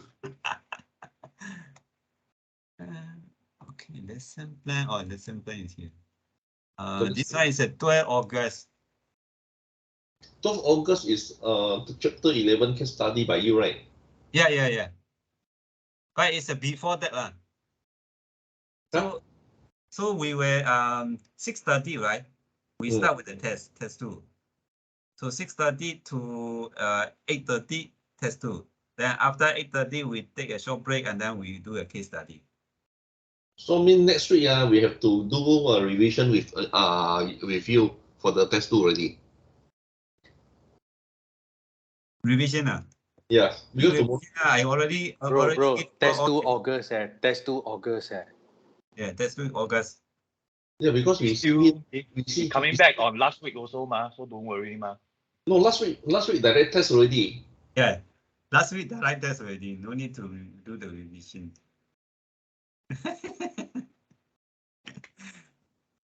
Do you need a revision? This one very straightforward. Yeah, very sweet. We know, but we need some hints from you. You go through the slide this week. Next week, you got any question, you let me know. Okay. Your slide, how many 100 over page, I think. Nothing much lah. But all the important point I already told you all. But we miss it. We don't know. Okay, by right, my tutorial actually cover all. almost. Okay. So we just study for your tutorial. How to say that? I must tell you, tutorial. Let's say like I got multiple choice, right? Mm. Yeah, but that side maybe a essay question. Okay. Yeah. So, but it's give you the topic here, man. Yeah. You learn about this ABCL. What is the feature, right? So that's why that tutorial give you some reminder for you, lah. What are the topic that they are important. So tutorial is also uploaded in the team. Do we need to submit the tutorial for you? No need lah, no need lah. No need. I just keep this some slide as a evidence. Don't need it. So your tutorial, we just do it as like a study guide lah. So no need to submit lah. So if you the tutorial got two part lah. Part A is all multiple choice. You all now just go through already. Part B is some essay question also. Not same as the S2 lah. Like this essay question, you go and study, see whether you understand and you are able to answer. If you cannot, right, you let me know next week. Okay. It's very easy lah. Actually, quite direct lah, I would say. Quite direct. Okay, last. I'm not setting the question very hard. Yeah, but must include one or two giveaway question ma. Oh, now it's 100% giveaway question already. Chiefs.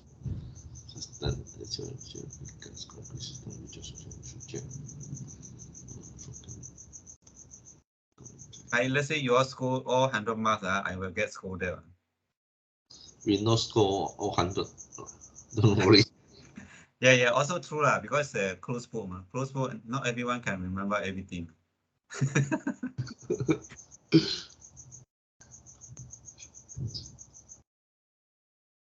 So the close book question are more direct lah.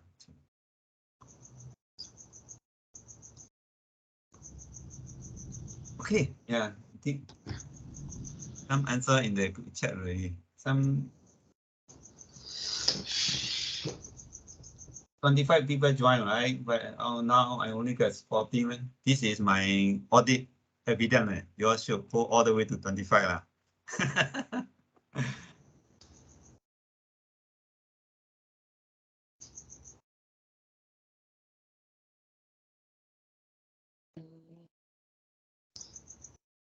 Then we should tell them, okay, all key for D.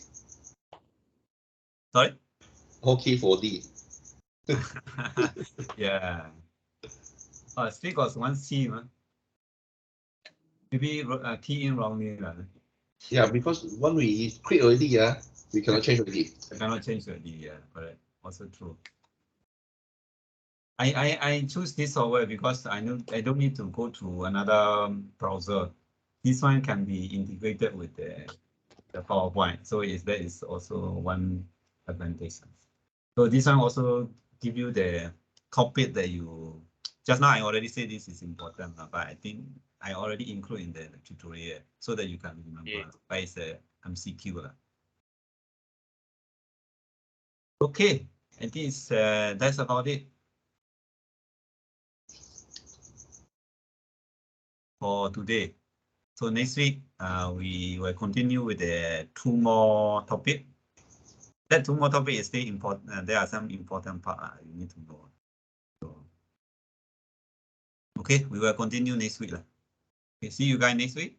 Thank you, sir. Bye. Okay, thank you. See you. Okay, thank you. Bye-bye. Bye. Thank you, sir. Bye. Thank you. Bye-bye. Bye. Thank you. Okay, thank you. I download your attendance. Attendance is also important.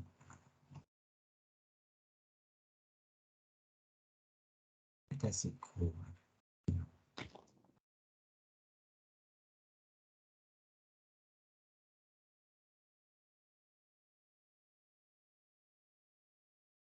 That's it, cool.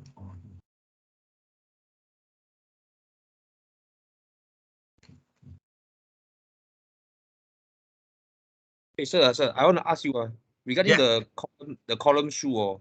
Yeah. So we consider it what a steel joint or a concrete joint when we calculate the moment of resistance. Oh, okay. So that is you know base plate connection. Yeah, that's right. Base plate, then bolted joint 4 bolted joint. So when we calculate the moment of resistance, we calculate the bolt and Yeah. So and it's you. I think that is in the steel design course now. In the steel design course, you got a base plate connection to the RC foundation, right? So it's similar to that. Yeah. so we consider the thing as a steel joint. Yeah. Correct. Right.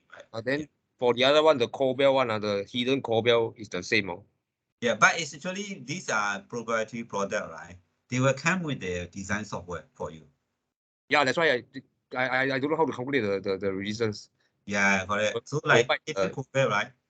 For us, very hard to calculate. But for them, they have a software because they already tested all the sample and prove that this can be achieved. So we just need to rely on their software. That means yeah, I know what you mean. That means when we provide the size of the bolt and the length of the rebar, then we key into the software, then we will get the moment resistance. Yeah, correct. It's like the Haiti, right? Haiti angle bolt, right? You Correct. need to use their software to get the resistance. Yeah. But we will never know how they calculate it. Yeah. They got some testing data to back up their formula, but they don't show you how to get it because I think that they are trade secret also. Otherwise, other people will produce the same product. Yeah. We just take the value. Okay. Yeah, we just take the value. So they also got the PE to take responsibility. Yeah. That means they will come endorse. Yeah, it kind of endorsement. So that's why I think next lecture I cover also, like one of the slides will say that they have this ETA document, the European Technical Approval. So they must show that there's approval. So I think anything go wrong, there's approval, and then they will take responsibility. I mean, if you go to purchase from someone don't have all this approval, then you need to get. If you are the PE, right, you also worry, right? I don't want to get someone cheapskate and then come up and then this guy run away, then I die, right? So correct. Okay. Thank you. Yeah. Okay. See you next week. Yeah.